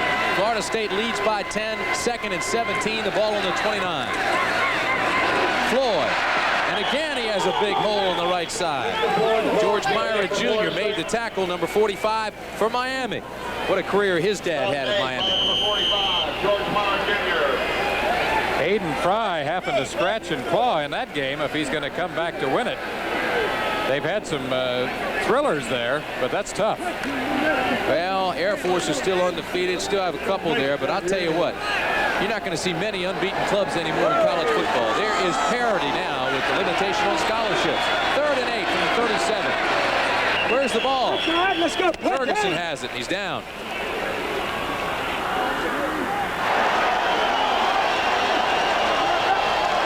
Trip coming out from center. How do you? Did you ever do that as a quarterback? Yep. It can happen. Back away too quickly. Don't ride that center. You don't get the ball properly, you're in trouble.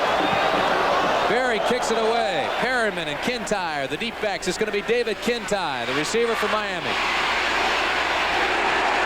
Great coverage. So after a great first half, it's a little bit sloppy here the second half. That 45-yard punt gives Miami back the ball for the first time this half.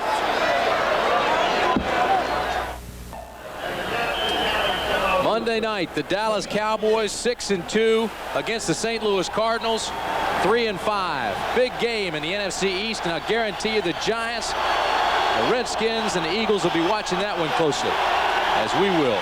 First down, Miami. Testaverde. Going long. Blades across midfield to the 44-yard line. And Brian Blades and Testaverde pick up where they left off. Martin Mayhew made the tackle. This is the Florida State defensive unit. Isaac Williams. The nose guard, Todd Stroud. Stroud, 233 pounds, strong. Gerald Nichols, 265. He's got good feet. Jax is 230. These are all young players, except for Darrell Gray. He's a senior. Freddie Jones is a junior. He's an underclassman. McGowan is a sophomore. And on they go. Underclassmen again. Same situation in the secondary as Miami. 3 sophomores and a freshman. Starting to rain now. Testaverde on first down. Plenty of time. Has the receiver complete. Gain of 4.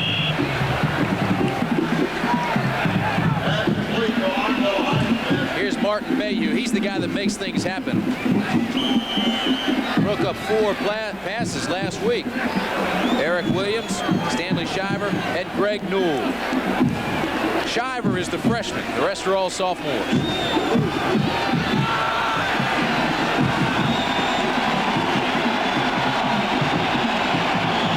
Second and 7. Pressure, backside. Testaverde escapes. And that'll be all. Stanley Shiver had to come up and make the tackle. But again, Testaverde found a lot of pressure. Testaverde has struggled, injured his left elbow in the first half. He has a pad on it now. Oliver, Highsmith, Blades, and Irvin. Those are the skilled positions. Down deep, you've got Willie Smith. He's a good one. Then you go down in the trenches. These guys, all juniors, underclassmen, only one. Berticelli had experience prior to this year. 3rd and 5. First down, Hurricanes. William Smith, the tight end, just dragged across the middle, came underneath the linebackers. That's a way to silence the crowd, and that was a good call and good execution that time by Testaverde as he looked for his tight end, Smith, on a curl-out pattern. Got into the open area of the coverage, and that's the type of play that can work effectively either against man or zone. Good protection there. Smith, number 84, curls to the outside. Gets in front of Hayes, number 46. 8-yard pickup, ball on the 32. First down, flags. The pass is complete to Brian Blades, but there is a flag.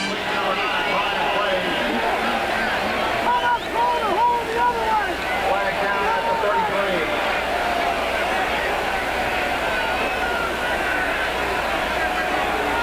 It's against Florida State.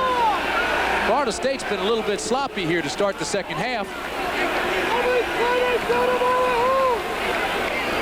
Wow. Wow is right. That's some indication of how the Canes have been in the third quarter and how they have dominated their opponents. They're a big, strong, physical team. They can wear you down, and they have the firepower.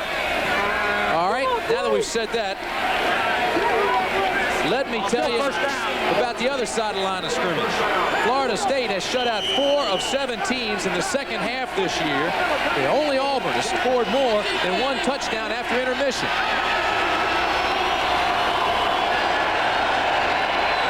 That's an interesting play. First and 5, and Testaverde can't hear.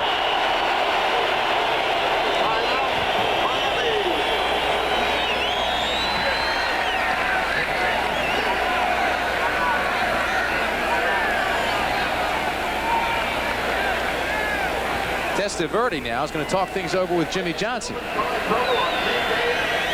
Says, hey, coach, things are loud here. What do we do now? We trail by 10. 9:47. We'll be back.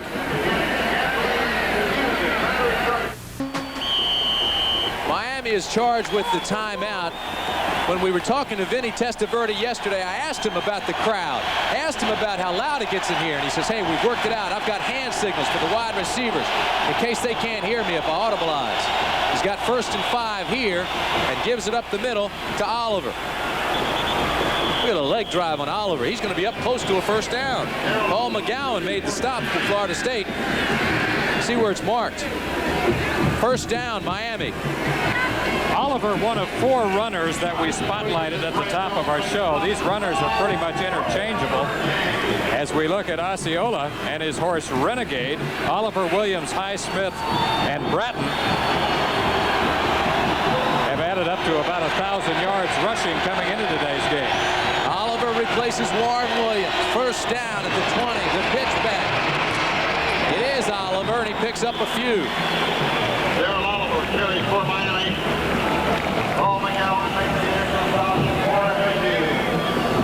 A very important comparison, something that we have been talking about right along. Vinny Testaverde has more yards, but look at the numbers on Chip Ferguson. 10 of 15 for 99 yards, 2 touchdowns, and only 1 interception as, well, Testaverde has the 2 touchdowns. 2nd and 6 on the 16. Testaverde, complete, plenty of room. William Smith to the 2.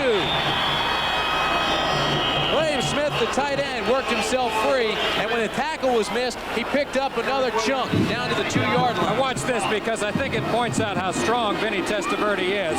He's backpedaling, he's throwing while under a lot of pressure, and still gets the ball thrown with a lot of authority to William Smith, number 84, his tight end, who takes the ball down to the 6-yard line before Shiver brings him down.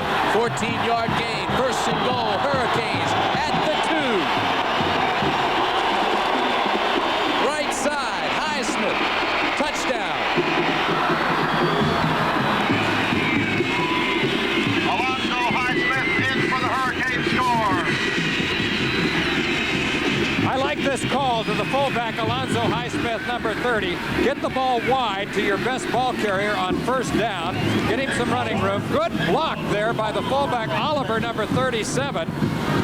The lead block there springs him.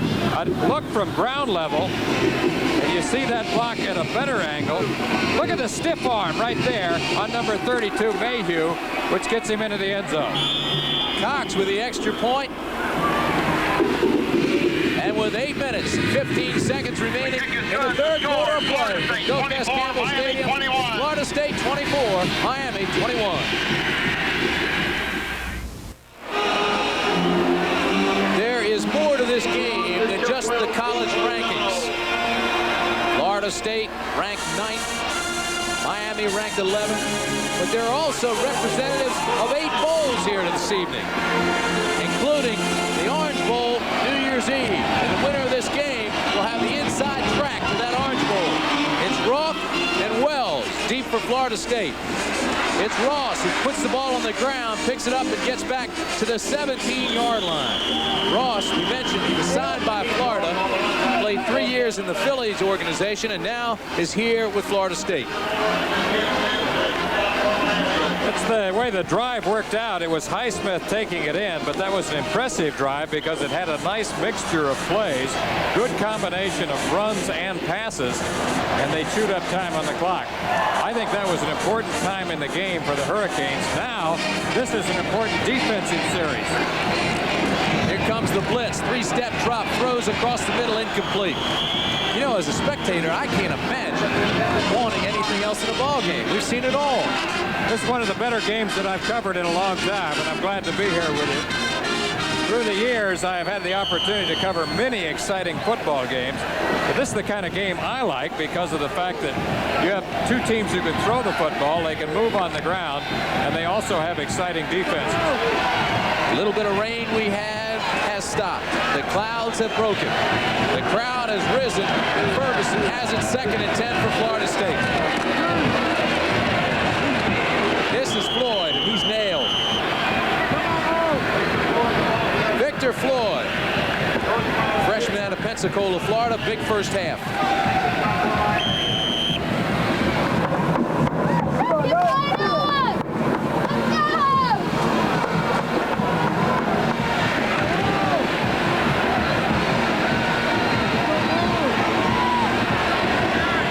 Third and 8.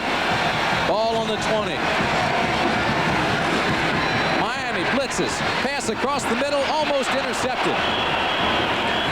Oh, Chip Ferguson was lucky. He was under pressure from Dan Stubbs, number 96. The pressure is what makes him throw high. Dan Stubbs is coming around on his blind side. Right there. See the pressure right there? That's what makes him throw the ball high, and he nearly gets a pick. Ferguson now 10 for 17, 99 yards. Lewis Berry will kick it away. David Kintyde, Brett Perryman, the deep backs, and this ball is sailing deep. What a punt. It's taken by Perryman, and he runs out of bounds on the 36, 37-yard line.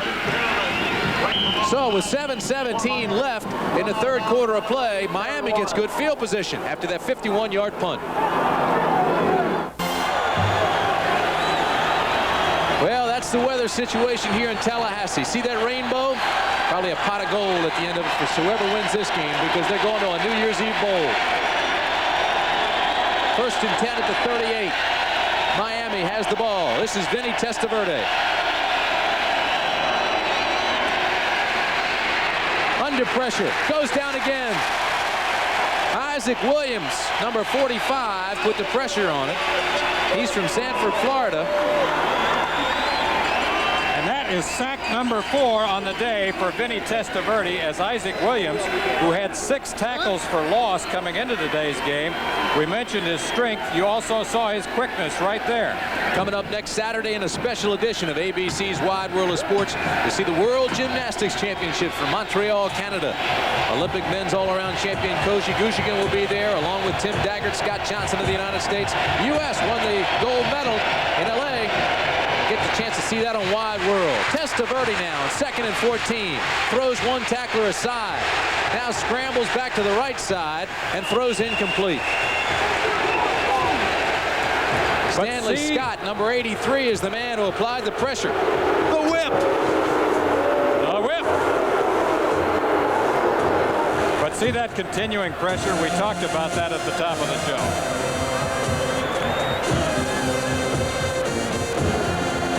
Well, we laugh a little bit about that whip. Last night at our production meeting, Lee Grosscup came in and whipped us all into shape. Told us if anybody got out of hand, they'd get it. Cupper, you're tough. Got to add a little discipline to our production meeting. Battle cry goes up here. Florida State in 3rd and 14. What can Testaverde do? Incomplete. Almost a great catch by William Smith. What an effort by him. 84, William Smith. Pretty good protection this time. Now Smith slipped right there. Had he not slipped right there, Tim, I think he could have caught that football. There is a flag. Holding. Offense declined. 4th down. Remember, we talked about the shape of the turf. Very wet here. They had a helicopter out here yesterday morning to blow the water off the field. Well, Miami has made this an adventure all afternoon. The punting game, Jeff Beagles. Again, he's under pressure. This one he drives a mile. This is Deion Sanders at the 10. And he gets almost back to the 20. We'll put it down on the 19. Well, the Seminoles were beating the drums. They're on the warpath. They want a touchdown now. They want more on the board. They need it. Meanwhile, they've continued to harass quarterback Vinny Testaverde. They have sacked him 4 times for a total of 46 yards. Great punt that time, 52 yards. The return was only 9. Loud crowd. By the scoreboard, they've got a spear that lights up according to how loud the crowd is, and it's been near the top all afternoon. Ferguson on first down goes to the sideline and up, included, or intended rather, for Hassan Jones, but he was pushed out of bounds, stepped out of bounds, and that's legal. As long as they ride him only in the first 5 yards. Yep, that's legal to there. That's getting close. It's a fade pattern to the outside. I think Hassan sensed that pressure coming and he was distracted. Obviously, you can't go out of bounds and come back in. There's the spear. There it is. Here it goes. Whoa! Here it goes. Oh, yeah. They get a big play, and it'll be lit at the top. 2nd and 10. Flags fly. Ferguson. Incomplete. Cletus Jones was the intended receiver.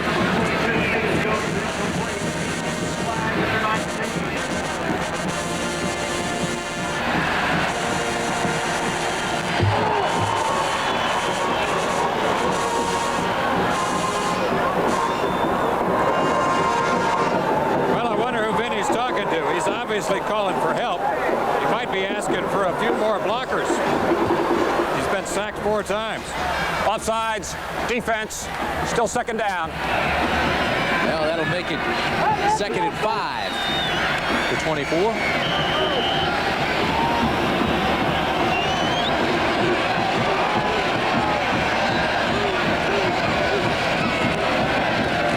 Reverse pivot, option play.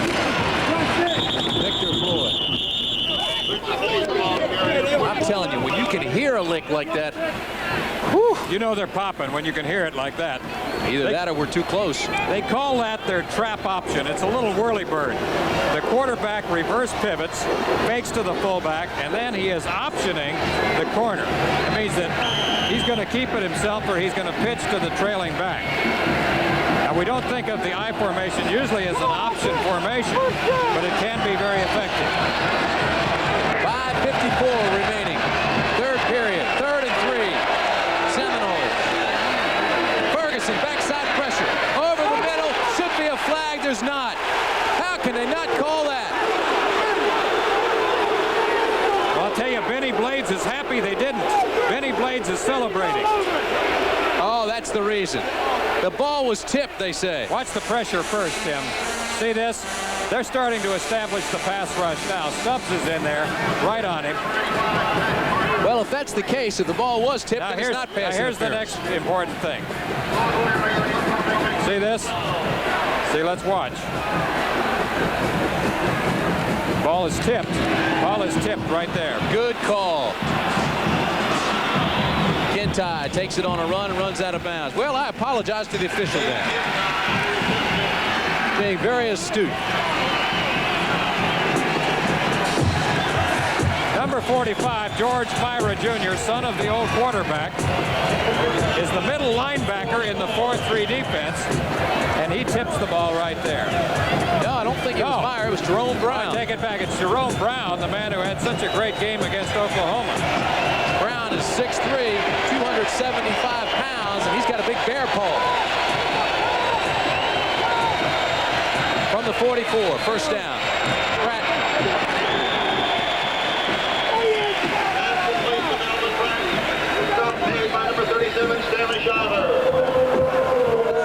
Bratton became famous, scored a touchdown with 28 seconds left against Boston College last year. Scored 4 touchdowns, as a matter of fact, in that game. But that's the touchdown that set up the play that Doug Flutie hit Phelan with. The miracle.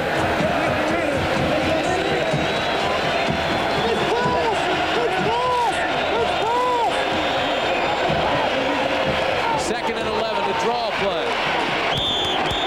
Highsmith. Got 2.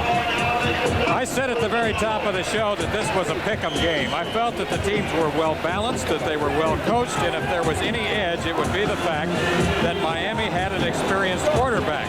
But Chip Ferguson, the freshman, has been impressive. He has met the challenge thus far. Non-stop war chant. 3rd and 7. Big play. Backside pressure. Flag flies, and the ball is dropped. William Smith, 84, was the intended receiver, but there is a flag, and it could be holding against Miami. It is.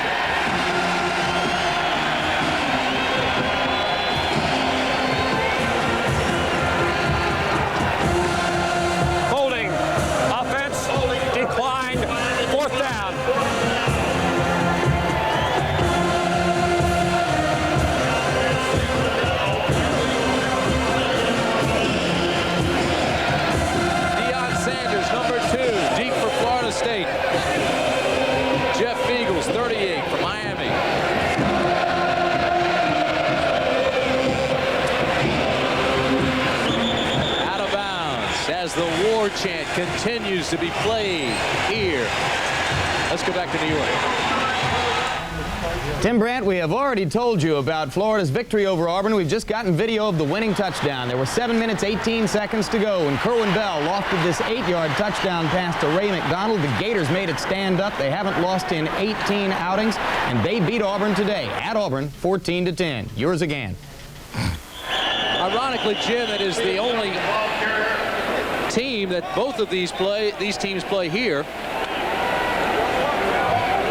Of course, Miami lost to Florida in the opener, and Florida State gets its shot at the Gators in the last game of the season. It'll be 2nd and 8, 4 minutes remain, 3rd period of play. Ball on the 27. Florida State has the ball.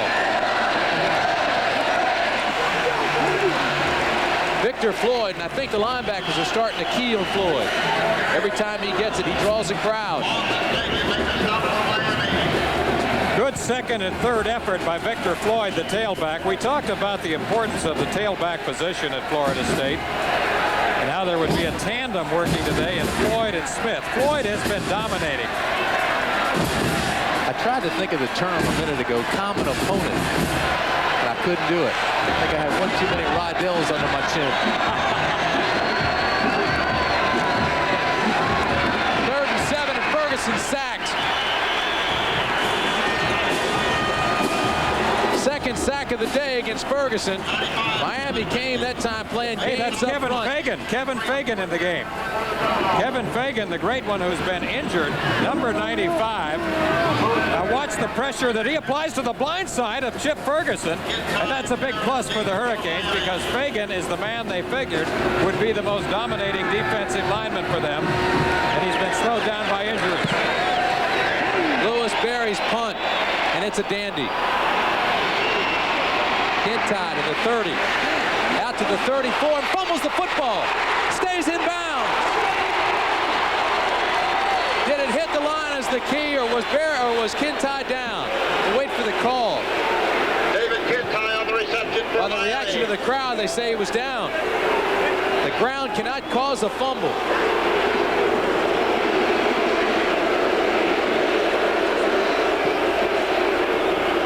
Along the left sideline on an 11-yard return, Kintai, number 11, bounces to the outside here. Yep, the ground does cause the fumble, and the ground cannot cause a fumble and have it be lost to the other team. Almost as if the ball had eyes, staying in bounds. That's David Kintai. They're working on him. Testaverde. Incomplete. First down pass was intended for Michael Irvin. But Deion Sanders, the defender, stripped him of the football. Look at that sky. Glorious, glorious night in Tallahassee, Florida. Coming up next week, the 2 games you'll see. Check your local listings for the game and time in your area. Alabama, LSU, and Baton Rouge, Arkansas, and Baylor. You're going to like that action.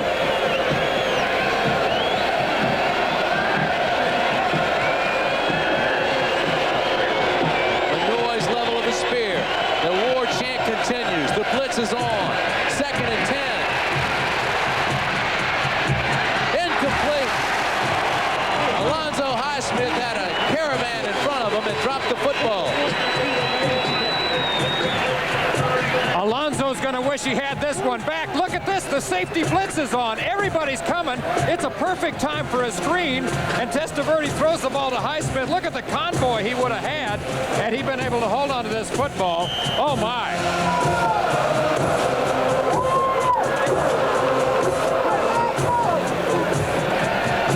Spectacular.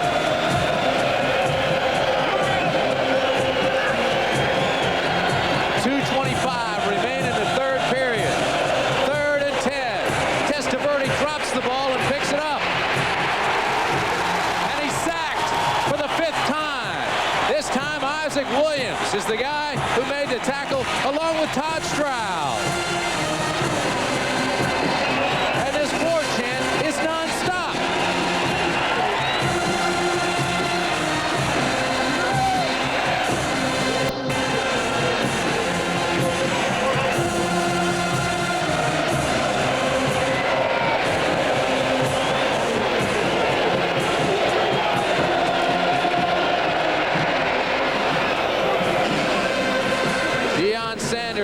Fair catch.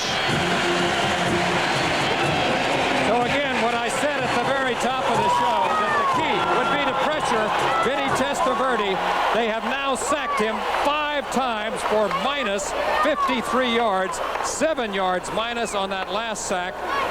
The remains of Hurricane Juan have left a beautiful sky here in Tallahassee. 39-yard punt gives Florida State good field position. Here's the top 10. Ohio State now leading Iowa, 4th quarter. Iowa unbeaten until this day. Penn State wins again. As usual, it's close. Nebraska rolls up 41-3. Ferguson 0 for 4 this half. Wants to throw on first down and has Hassan Jones.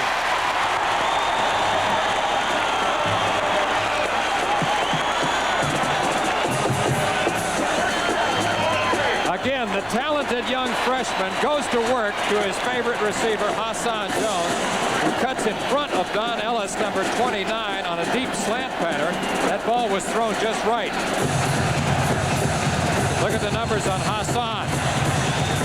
344, 1 touchdown.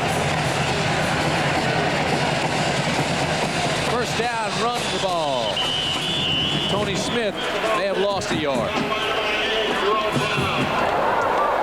Michigan and Illinois, 3-3 final. What a surprise that is. At least to me. Florida wins. Air Force. Testaverde, what a year he's having with that wishbone offense. Oklahoma 48-6. Notre Dame leads Navy 27-10. That game in the 3rd quarter.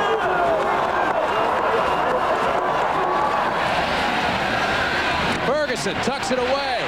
Across midfield into Miami territory and battles its way down to the 45-yard line. And there's a flag way behind the play up by the hash mark at midfield. A little extracurricular activity, perhaps. Personal foul against Florida State. And that's a mental error that I'm sure Bobby Bowden wants no parts of. He'll talk to the official now and get the name and number of the player that was involved. Have some words with him a little bit later.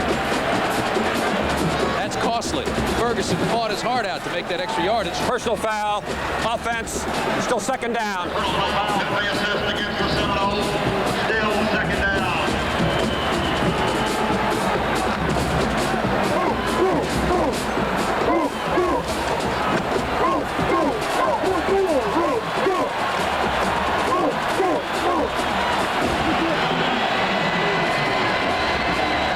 It's 2nd and 30 now for Florida State. Much bigger chore than it would have been. Ferguson unleashes a pass, and it's intercepted. Colbert Fain, number 18, is the man who had Philip Bryant covered pretty well. Took the inside hip pocket of the receiver, got the ball at his highest point, and made the interception. The pressure first. Now let's watch Dan Stubbs, number 96, who has been in Ferguson's face all day. That's what really hurts right there because he throws it too soon. And as he goes for Bryant, it's Bain, number 18, who is standing here in perfect position. Now watch this. He leaps high in the air to make the interception. Ferguson struggling a little bit now in the 2nd half. Last play of this half, or this quarter rather. Across the middle, big completion. Again, it's Blades who makes the catch, and Deion Sanders was the defender. So as the 3rd quarter ends, Miami now with a big play. Oh, that's the end of the 3rd quarter. We'll be right back with more college football action for you after this commercial message and a word from your local stations.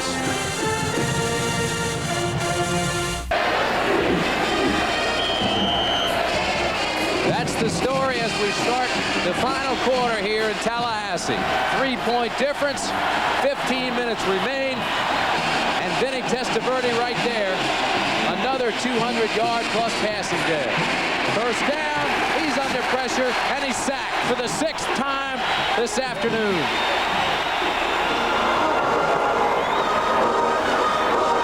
Big defensive play by Florida State.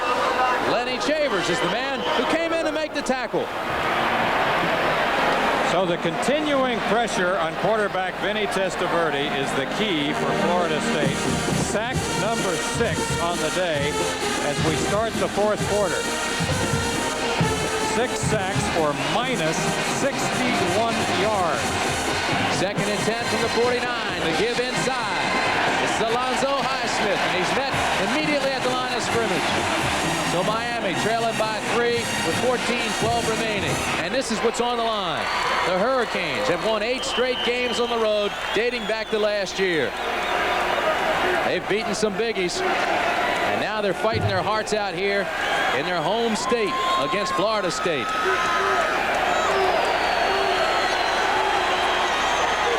Third and 14. The ball on the 47. Testaverde throws deep, has a man, and it's complete. Michael Irvin, was he out of bounds? Yes! He made the catch, he was out of bounds. They'll bring it back. I want to welcome all of those of you who have been watching the Navy game at Notre Dame. We have a great one going here in Tallahassee. Tim Brandt and Lee Grosscup with you. Florida State leads it 24-21, and it's been everything you could possibly imagine with passes, reverses, and a lot of defense here in the second half. Miami in the white has to punt it away. This is Jeff Bagel. We've got 13:37 remaining in the ball game. Deion Sanders takes the ball to the 12-yard line. Well, they started out in a hurry with the scoring schedule. Hassan Jones from Florida State caught an 8-yard touchdown pass from Ferguson right in the very beginning of the ball game. But then Miami came right back with 2 quick first quarter touchdowns. Ryan Blades from Miami made both those catches. Here's your scoring summary. Now, if anything does happen to change things out in Notre Dame, then we'll take you back there immediately with Keith and Frank, and we'll update you. Second quarter scoring. Oh, what a ball game this has been. Carter, the tight end, with a 26-yarder. Derek Schmidt kicked the field goal for Florida State, 37 yards. Alonzo Highsmith from Miami scored, and that's where we are right now. Offsetting penalty, so Miami will kick it again. 13:25 remain in this ball game. 4th and 20. Miami has to kick it. This is Bagels. Deion Sanders is the deep back for Florida State. Signals for a fair catch, and that's where the Seminoles will have the ball. Ohio State has won a big game over Iowa. Upset them. And with 13:13 remaining in the ball game here at Tallahassee, we'll take a timeout with our score. Florida State 24, Miami 21.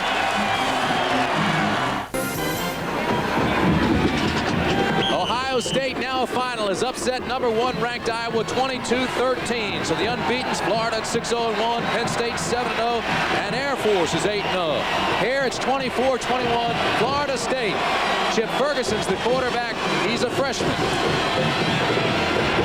Give inside to Tony Smith. Tony Smith has 8 yards. Right now, let's go back to New York. Here's Jim Lampley. All right, and here's what happened just moments ago at South Bend, Indiana. We will keep you up to date on the progress of that game. This was with the Irish at the football, having the football at the 49-yard line of Navy. Andersack throwing what became a 49-yard touchdown pass to Tim Brown. And that puts the Irish on top 34-10 in the game once again. If Navy makes a big comeback, we'll take you back there. Otherwise, you stay in Tallahassee with Tim. Tim? Okay, Lance, Florida State, first down, Cletus Jones straight ahead. And Tim, for those who are just joined us, we have had a compelling quarterback matchup. Chip Ferguson now 11 of 21 passing, 115 yards, 2 touchdowns. Vinny Testaverde, 15 of 31, 206 yards and 2 touchdowns. So the young freshman that we talked about at the top of the show has met the challenge here today, going against the redshirt junior Vinny Testaverde. Ferguson on first down, looks deep, throws deep, has a man wide open, and it's complete. Philip Bryant, number 9, makes the completion deep down in Miami territory. And listen to this crowd. For the second time, he has connected deep on plays like this. It's Philip Bryant, number 9, running a deep post pattern. He gets in behind Bain, number 18. The ball was thrown a little short. If he had thrown that about 5 yards further, he might have had a touchdown. Ferguson, the freshman. To Bryant, the freshman, for the completion. Chip is now 12 of 22, 156 yards. First down on the 34. Incomplete, intended for Hassan Jones. Hassan Jones, number 88, working on Don Ellis, number 29. Quick sideline cut. The ball released before he makes the cut. It's thrown a little bit too high and too inside. If he had thrown it low and outside, he would have had a shot at the ball. That's the story of 2 quarterbacks. The freshman going against the redshirt junior. Quite a performance for an 18-year-old who prior to today had not started a Division I-A football game. 2nd and 10. Ferguson drills it. It's knocked down. Florida State 6-1. Miami 6-1. There's more to this game than just the bragging rights of Florida, the recruiting, and everything else that goes along with it. There are representatives of 8 bowl games here today, including the Orange Bowl. And the winner here today would have the inside track to that New Year's Eve game. Bobby Bowden told us that Miami now is in his briar patch. 3rd and 10. Big down for the Seminoles. 11:44 remain. Give inside to Cletus Jones, and he bangs his way down to the 27-yard line. He'll be 3 yards short of a first.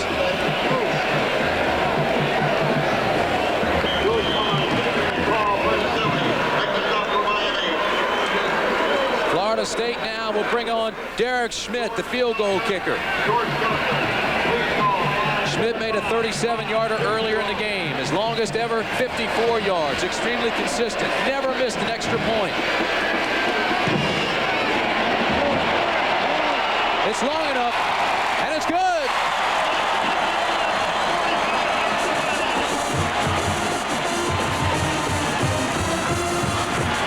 A 44-yard kick by Derek Schmidt has made the game 27-21. Miami with 11:07 left.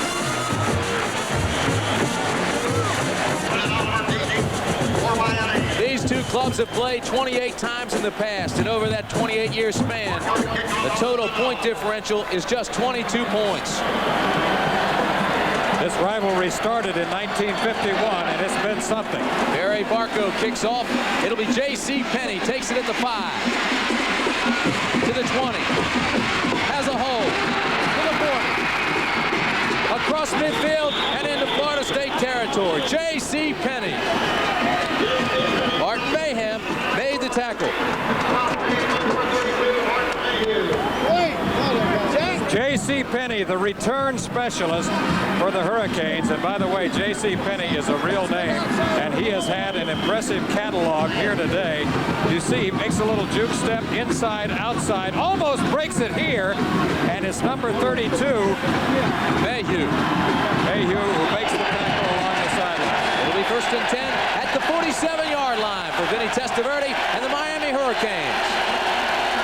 Florida State shows blitz. He's under pressure all afternoon.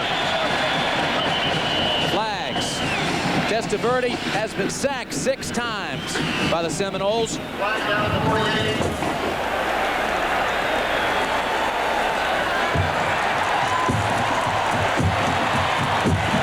Frustration by Testaverde.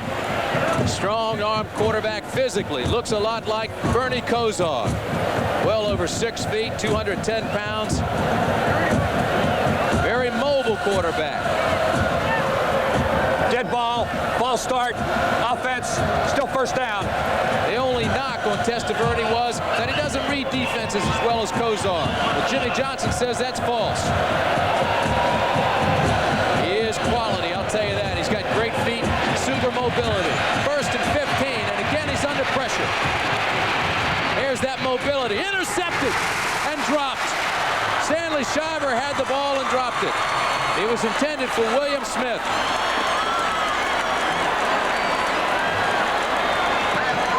Watch the mobility here of Testaverde as he scrambles to his left. He's looking for his tight end, William Smith. He's pressured by Scott, number 83, as he throws on the move. Now Stanley Shiver, number 37, comes on, nearly has an interception right there, but drops the football. That's a tough break for the Seminoles. But again, look at the pressure that they continue to put on quarterback Vinny Testaverde. Second and 15 from the 47. Testaverde. A little quick drop pass to Highsmith. There's not much there. Stanley Shiver again was the defender. Ironic thing about this rivalry is that the visiting team usually does very well. Miami winning 7 of 8 here in Tallahassee.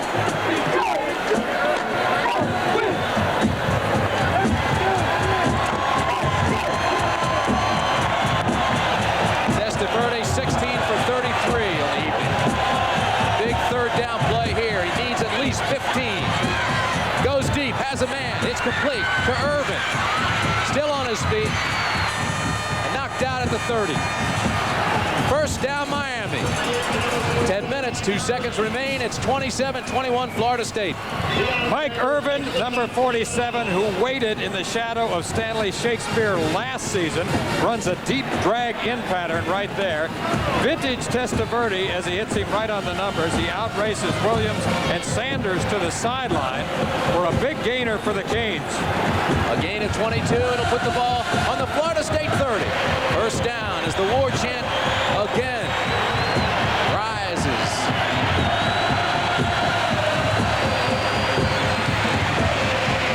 Testaverde pumps, reloads, wide open. Touchdown Miami. Michael Irvin was wide open, and he has tied a school record for consecutive games with a touchdown catch. He now has 7 touchdown catches.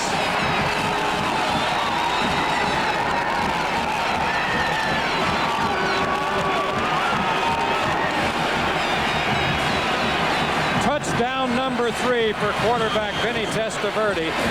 Watch the little pump fake right here. That sets it up for Irvin as he breaks beyond the secondary, takes it on the over-the-shoulder catch. He gets in front of Mayhew, number 32, and a perfect touchdown, number 3 for Vinny. Greg Cox to attempt the all-important extra point. It's up, and it's good.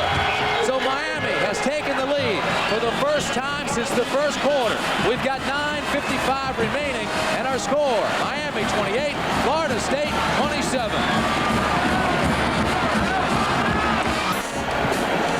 Vinny Testaverde, 18 of 35 today, 3 touchdowns.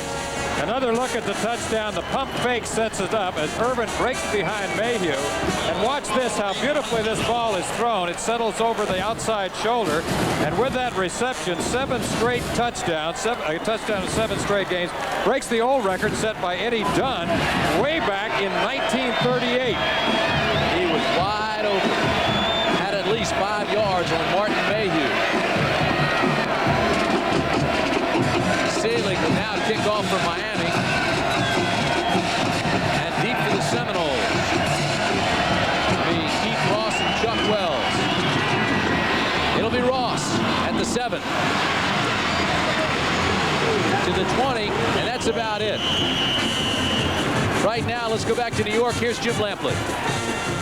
All right, just to reassure you that you are not missing any close competition at South Bend, Notre Dame still leads Navy 34-10, about 7 minutes to go. Pinkett is out of the game now, 27 carries, 161 yards, and 3 touchdowns. Meantime, final stats from Columbus, where Ohio State upended #1 Iowa. Chuck Long, 17 of 34 in the air, 169 yards, 4 interceptions, a key to the game as the Buckeyes, before a record crowd of 90,467, beat the Hawkeyes. Back to you, Tim. Jim, with 9:51 remaining in the ball game here, Florida State has the ball first down on the 23. Reverse, Hassan Jones, who's thrown a touchdown pass this year, throws it deep, incomplete. Intended for Phillip Bryant. He can throw it.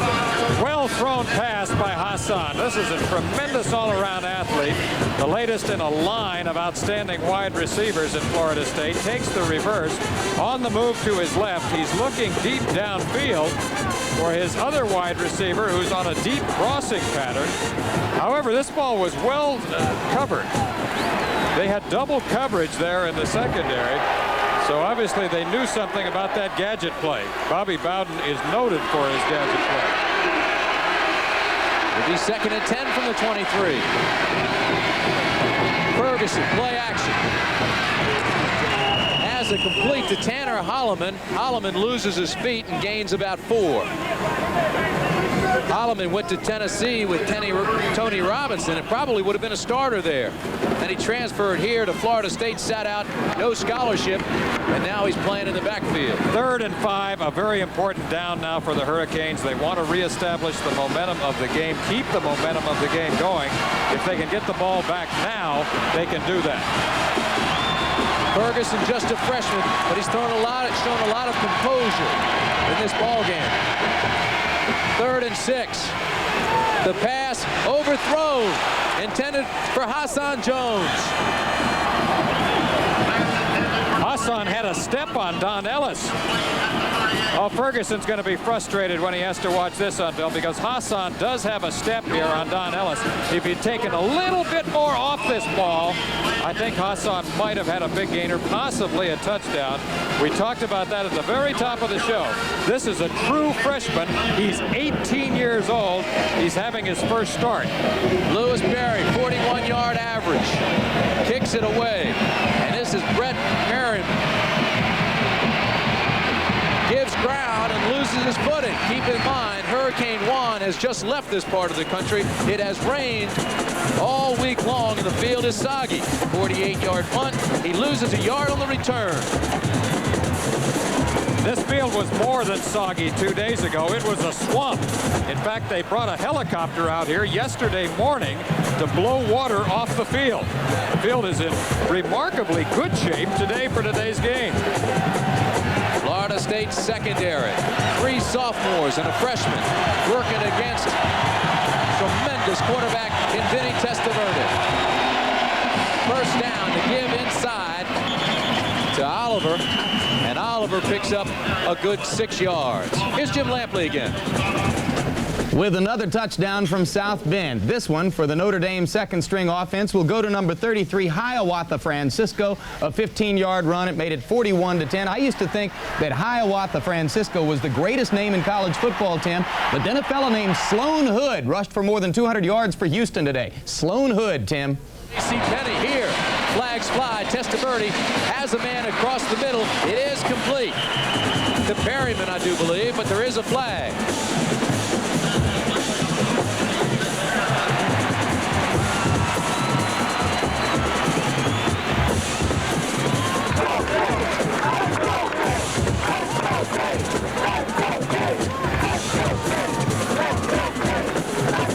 There it is, the spear next to the scoreboard, measuring the sound here.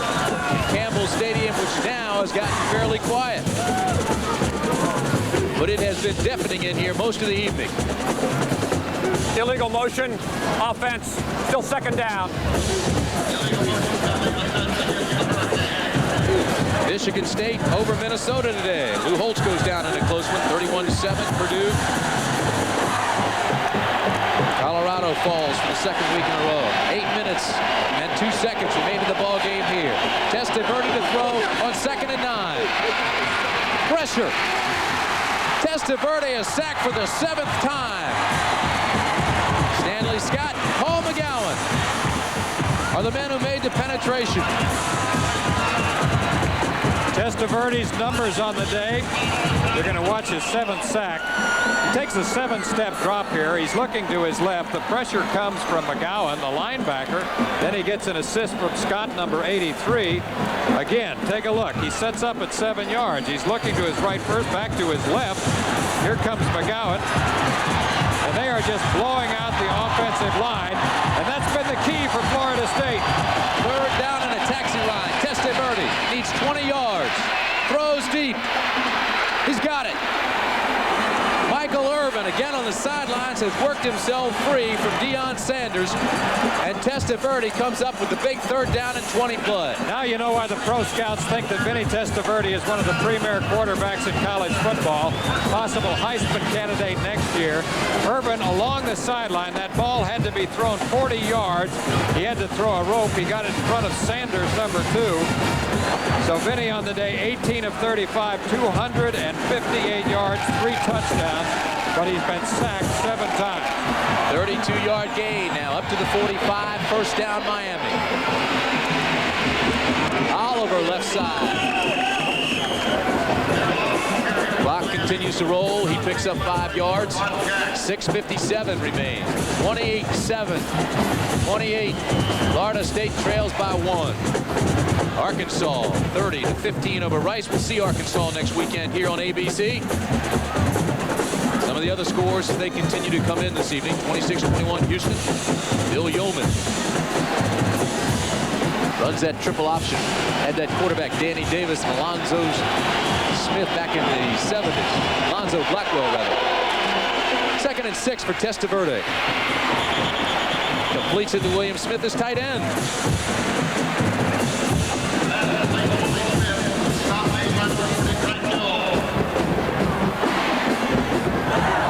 Testaverde closing in on the 300-yard mark, his 20th completion in 37 attempts, 293 yards and 3 touchdowns. That's fortunate because they've had minus yardage rushing. That tells the story right there. We're under the 6-minute mark. Miami leads by 1. It's 3rd and 3. The ball on the 48. Testaverde complete. William Smith is knocked out of bounds on the 12. So Florida State, which fairly well dominated this game most of the way. Miami kept it close enough to come back and strike late. Testaverde, as we have been saying right along, throws all types of passes under all types of circumstances. He was pressured but got the ball to his tight end William Smith, who beats Sanders, number 16, to the outside and takes it before he goes out of bounds. So his numbers continue to improve. He's over the 300-yard mark now.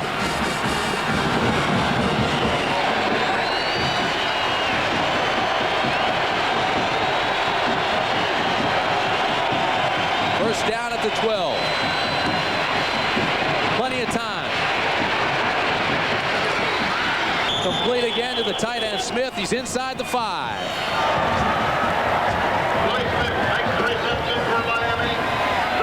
By number 32, Martin Mayhew. Crowd now quiets down.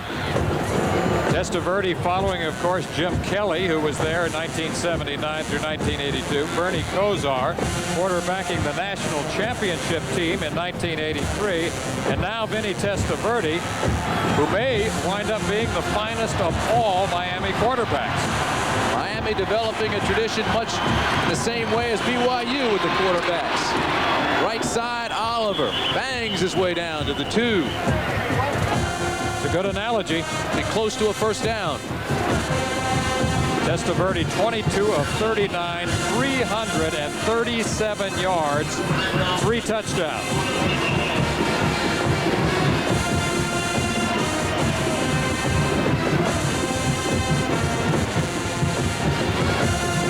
Testaverde had his best and worst game this year against East Carolina. Threw for 385 yards and 3 touchdowns, but he had 6 interceptions.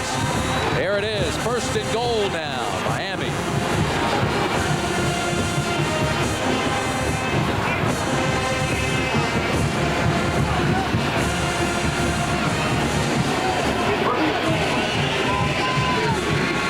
There are the numbers, the war cry in the background. Florida State fans trying to encourage the defense. What a chore. Everybody in tight. Again is Bratton.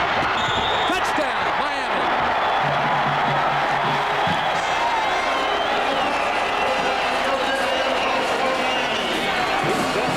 Melvin Bratton with a touchdown. Holding against the Hurricanes. break. What a remarkable effort by Bratton on the touchdown.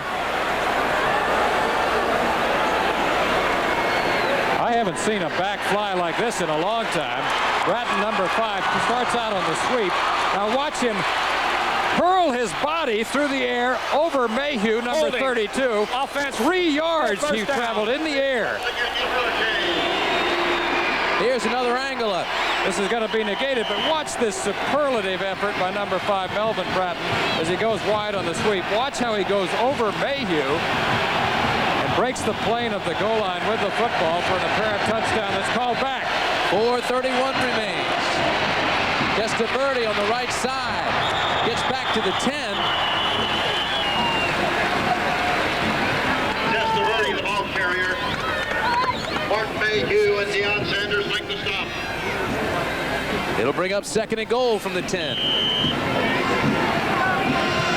All important numbers at the top of the screen. 4:27, the time remaining. Just as exciting as the scoreboard indicates, if not more so.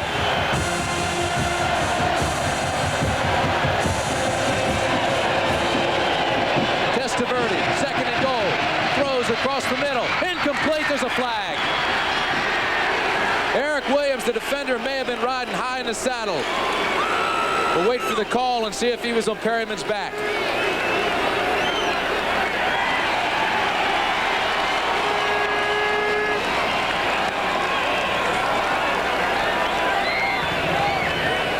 Can't fault him for the effort. He was right in the receiver's hip pocket. Gave him the inside lane, tried to take the pass away. Here's the call.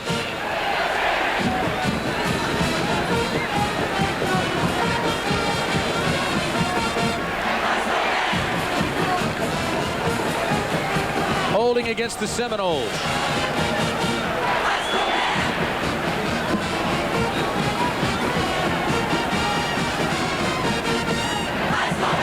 Some game, huh? Can't remember a game when so much continuous action and so much fan support. Pickoff or crossing pattern here by the Hurricanes. Williams apparently called for holding.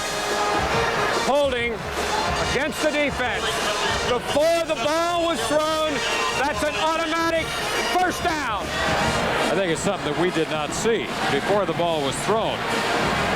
Well, Gil Gelke, the referee, has explained it nicely. It'll be 1st and goal now at the 5 for Miami.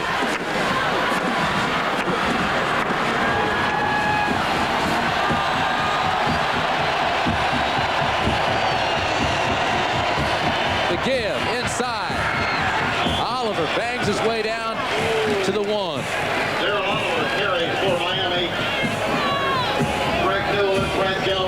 Oliver, Williams, Highsmith, and Bratton all contributing as running backs today, as we said they would. Miami very multiple in their offensive schemes. They've showed us a lot of looks today. And, of course, Testaverde has utilized all of his tools at the quarterback position. The noise level in this stadium all afternoon has been deafening. A little bit quieter now with Miami about to score. Testaverde on the naked roll, and he'll lose a yard. Stanley Shiver and Eric Williams were the defenders who stayed home, covered their territory, didn't take the fake, and made the play. Shiver had that one scouted. Vinny has done that before. As we talked about, he's a little bit more mobile than Kozar. The comparisons have been obvious. But this time, Shiver is in perfect position. He doesn't give him the outside. He forces him back in, and Williams gets an assist. Makes it 3rd and goal from the 2.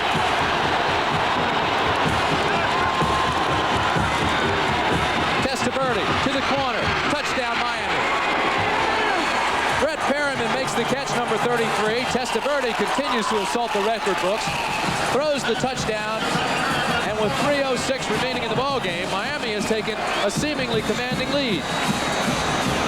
Well, when you got one-on-one coverage like this, why not? Perryman goes to work on the outside. He's working on number 17, Williams. He gets a step on him. And you talk about perfect timing on a pass. Testaverde had that ball in the air before he came out of his final move. Greg Cox on to attempt the extra point.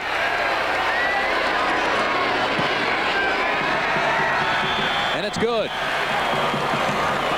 Well, the defender really did what he had to do. He made the contact, took the inside away. He just couldn't catch up to the corner. Watch how quickly Vinny releases the ball here. Now, the ball is in the air, or the receiver goes out of his final cut. Brett Perriman with a touchdown. So with 3:06 remaining, Miami leads 35-27 in Tallahassee.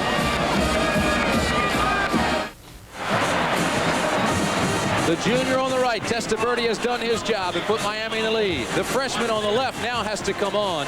They need a touchdown and a two-point conversion to tie this game. Compelling quarterback matchup that we talked about and documented at the top of the show.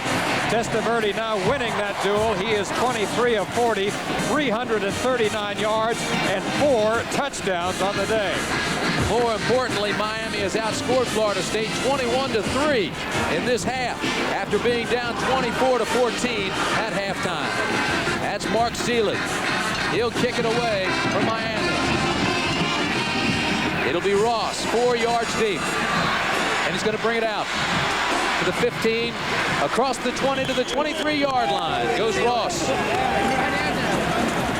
Coming up next week as our CFA college football continues here on ABC. These are the games that we'll be bringing to you. Alabama against LSU in Baton Rouge.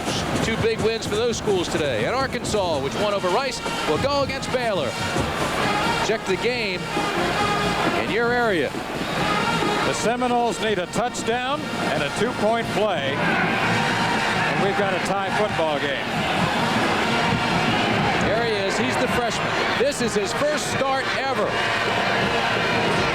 Ferguson on first down from the 23. And the ball's dropped, and they get it back. So on the little screen pass over the middle to Tony Smith, they lose 2 yards. Cletus Jones, being alert, got the football back. Tried to set up the middle screen, and it was a pretty good call.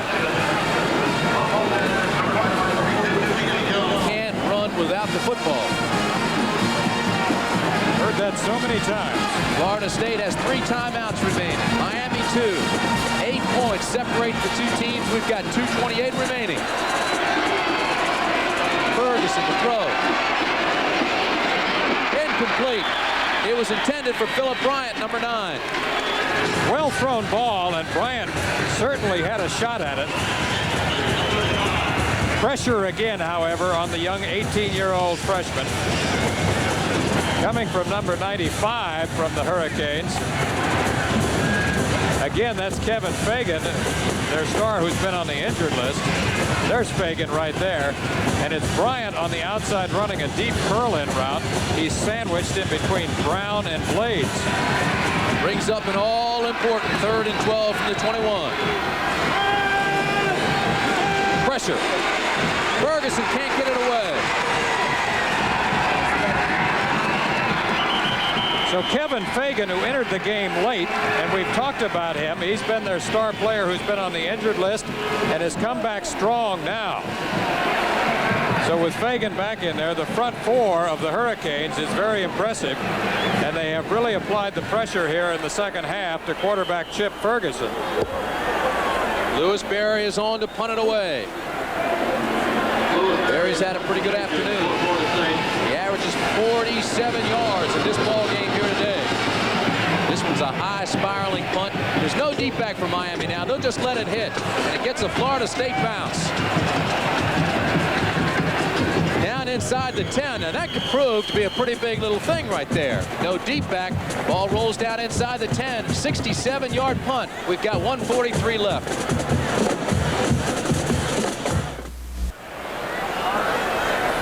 1 minute 43 seconds remain here. Miami with the football, trying to melt that clock, leading by 8. The winner here today, with 8 bowl representatives, including the Orange Bowl, has a pretty good shot. Has to be considered a contender for the Orange Bowl. Penn State, as Jim Lampley said, definitely a contender, still unbeaten. And Miami now, just trying to hold on to the football. Oliver, the ball carrier there. Timeout, Florida State. Well, let's talk about that bowl situation for a while. It is a little bit early, but what a job Joe Paterno has done at Penn State. Boy, he's had some barn burners this year. Well, remember, they came into this season with an unproven quarterback. Went down to take Maryland on an opening day. Upset the Terrapins. They were the underdog going down to College Park. And they've been rolling ever since. Not really blowing people out, but just playing consistent, no turnover type football and winning. This is the quarterback comparison, and we've been talking about this right from the top. Vinny Testaverde now well over 300 yards, 4 touchdowns. Chip Ferguson, impressive in his debut as a starter, 18-year-old freshman, not a redshirt freshman, a true freshman, has thrown for 158 yards, 2 touchdowns, but he suffered 2 interceptions that have been costly. However, he's quite a talent. Testaverde has not thrown an interception now in 102 attempts over the last 4 games. But an admirable job done by Chip Ferguson.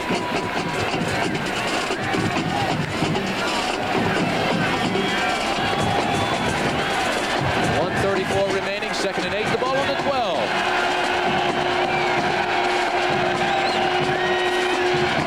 Yeah, right side. Oliver again, not much there. Paul McGowan came up and made the tackle, and Florida State takes another timeout, so they'll have 1 left.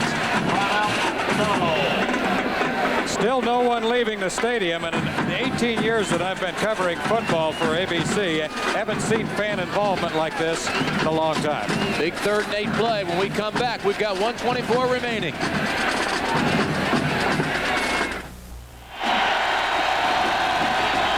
So the stage is set for the final act of the drama that has become an interstate rival between these two. 3rd down, 8. Testaverde across the middle, incomplete. Now what makes that so important is the fact that in the first half, Miami had a similar situation. Brian Smith, the snapper, had a low snap. Jeff Fiegels, the punter for Miami, couldn't get the punt off. It was blocked, and Florida State scored a touchdown. Fiegels will come on again now to punt it away. Smith is still the snapper. He's averaged only 37 yards and 7 punts today. There's still 1:19 left. And Florida State 10 men up there. 10 men on the line. Here they come. Almost blocked. He gets it off. Sanders now will drift. It's a beauty. They take it all the way back inside the 40, and there's nowhere to go. Good coverage by Miami. A 48-yard punt by Jeff Fiegels. So he really comes through in the clutch. 10-man rush. Watch how quickly Fiegels gets this ball off. And a good snap. 1-2, a good snap. The ball is out of there. And 48 yards it goes from the line of scrimmage. Pressure punting by Fiegels, who's had his problems today. Jesse Solomon was the Florida State player that came through and almost got a handle on it. 1:09 left, 1st and 10, ball on the 43. Florida State needs a touchdown. Pressure on Ferguson. Fumbles the football. Miami's got it.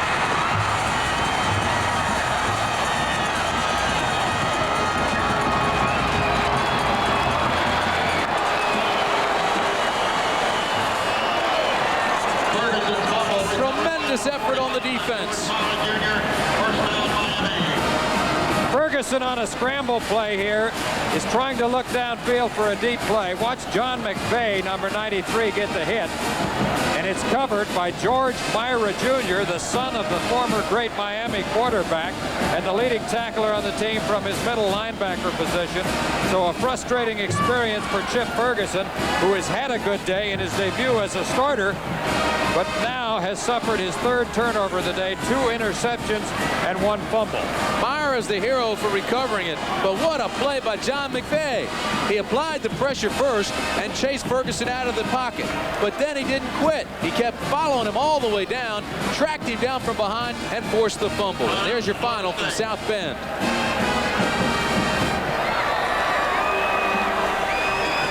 Spectacular play by John McVay, a senior out of Miami, Florida. Well, we talked about George Myra Jr. a moment ago, and his father, the great quarterback back in the early 60s. I was with him very briefly in training camp with the San Francisco 49ers in 1964. George Sr. now in the pizza business.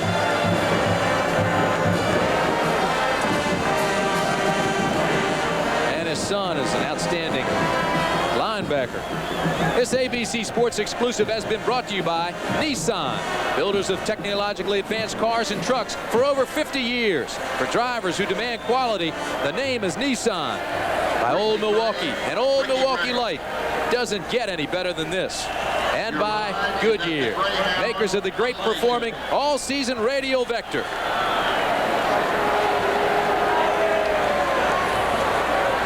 "54 seconds remain.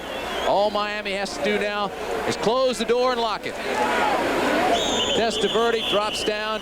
No timeouts remain for Florida State, and the clock continues to roll. Well, he played admirably, did Ferguson, the freshman.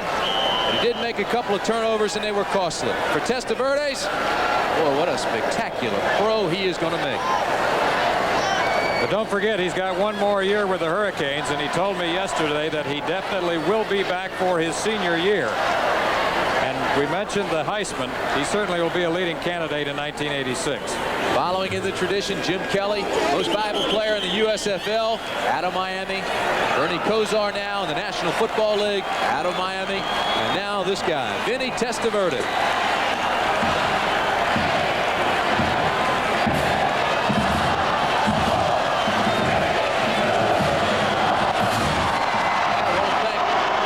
Hill, our statistician, and Kelly Hayes, our research and spotter, for doing a great job here tonight, as everybody did. What an exciting game. The final score, Miami 35, Florida State 27. Well, stay tuned now for updated highlights and scores of today's football action on College Football Scoreboard. Travel arrangements made through and a promotional fee paid by United Airlines. United flies more people to Hawaii than any other airline. Nobody knows Hawaii like United. For Lee Gross Cup, this is Tim Brandt saying so long. Presentation of ABC Sports. Welcome back to New York. Today we answered the eternal question, how many scores can Jim Lampley give in 3 minutes? Number 1 ranked Iowa fell to Ohio State 22-13. Long threw 4 interceptions in the game. Who will be number 1 in UPI? Penn State, which rolled to its 8th victory today, coming from behind on an interception return in the 4th quarter to beat Boston College 16-12. 3rd ranked Nebraska rolled over Kansas State 41-3. Big days running the ball for Miles, Dubose, and Rathman. Michigan and Illinois played to a 3-3 tie. Illinois' Chris White missed a 37-yarder. Partially blocked, hit the crossbar. Last play would have won it for the Illini. Florida beat Auburn 14-10. Clutch touchdown pass from Bell to McDonald in the 4th quarter. Jackson was hurt, played only about half the game. Air Force beat San Diego State 31-10. Oklahoma beat Kansas 48-6. You just saw Miami hold off Florida State. Chevrolet play of the game, $1,000 scholarship to the General Scholarship Fund of both schools. The touchdown which put Miami in front 28-27 in the 4th quarter. Tremendous throw. If you didn't get a chance to see it, watch Vinny Testaverde hit Michael Irvin with a 30-yard touchdown pass. 7th straight game in which Irvin has caught a touchdown pass, and this one gave Miami the victory as it put them on top 28-27. They scored again and held on to beat Florida State 35-27. I'll be back with as many scores as possible after this.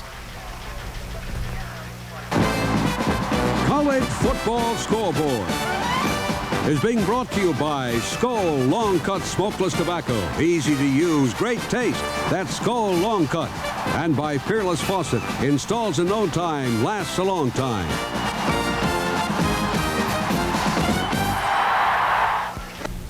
West Coast first. Washington beat Stanford 34-0, still with a chance to go to the Rose Bowl. Only one Pac-10 loss. SC leading Washington State 28-13, but Mays having a big day for the Cougars. Arizona State inside track to the Rose Bowl, beats Cal 30-8 in the 4th quarter is that partial score. San Jose State, Oregon 35-13, Ducks in the 4th. Arizona leads Oregon State 27-6, and now the score is final. Arizona beating Oregon State. Notre Dame beat Navy, as many of you saw, 41-17. Army beat Holy Cross 34-12. Syracuse beat Pittsburgh 12-0. 4 Pitt turnovers did them in. Maryland beat North Carolina 28-10. They win the ACC if they can win at Clemson and at home against Virginia. Georgia Tech in a mud bowl beat Duke 9-0. Clemson beat Wake Forest 26-10. Danny Ford's never lost to Wake Forest. North Carolina State dramatic comeback, beat South Carolina 21-17. Big day for Mike Shula. Alabama 44-28 over Mississippi State. LSU 14-0. 2 Hilliard touchdowns over Mississippi. Worley 3 touchdowns for Georgia. They beat Tulane 58-3. Tennessee used 3 quarterbacks, beat Rutgers 40-0. Ransdell played and played well for Kentucky, beat East Tennessee State 23-13. Virginia Tech held Memphis State to -6 rushing, 131-10. Citadel, playing with Mark Buoniconti's number on their helmets, beat Western Carolina 10-3. Bowling Green 34-14 winner over Northern Illinois. Bowling Green now 9-0. Ohio University, winless before today, beat Kent State 33-23. Only Tulane is still winless. Michigan State beat Minnesota 31-26. Big day for Lorenzo White. Purdue beat Northwestern 31-7. Big day for Jim Everett. Wisconsin beat Indiana 31-20. Big day for Larry Emery. Oklahoma State, 2 touchdowns from Thurman Thomas, beat Colorado 14-11. Missouri had not won all season, beat Iowa State 28-27 on a 2-point conversion pass. Sights to Herbert Johnson with 1 minute to go. So Ohio University won, Missouri won. Only Tulane has not won a game among Division 1A teams. Arkansas, whom you'll see next week here against Baylor, many of you, beat Rice 30-15. Texas Tech fell to Texas 34-21. Texas now 5-2.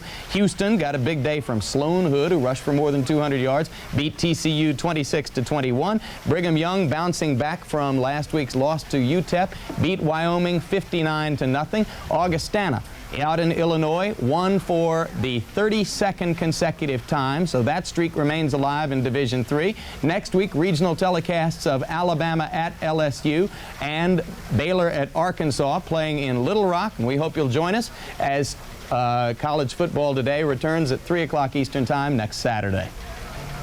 Thanks for being with us. Channel 10, WPLG, Miami, Fort Lauderdale. From Channel 10, this is Eyewitness News at 6 with John Scott, Diane Magnum, Gary Travers, Frank Fort, and the Channel 10 Eyewitness News team.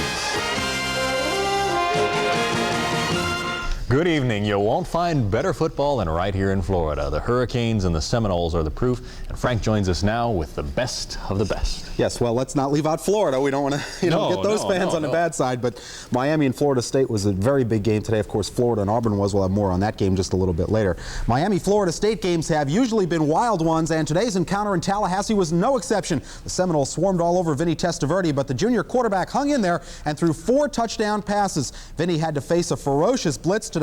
In fact, the Noles sacked him 7 times, but Testaverde threw for 339 yards and 2 fourth-quarter touchdown passes to overcome a 6-point deficit. That one to Michael Irvin, and UM goes on to beat the Noles 35-27.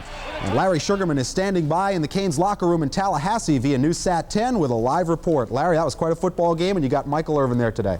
Oh, Michael is a happy man right here. We're in the FSU, in the University of Miami locker room. Certainly you don't want to be in the FSU locker room. They were the losers today. You guys were the winners. Great game.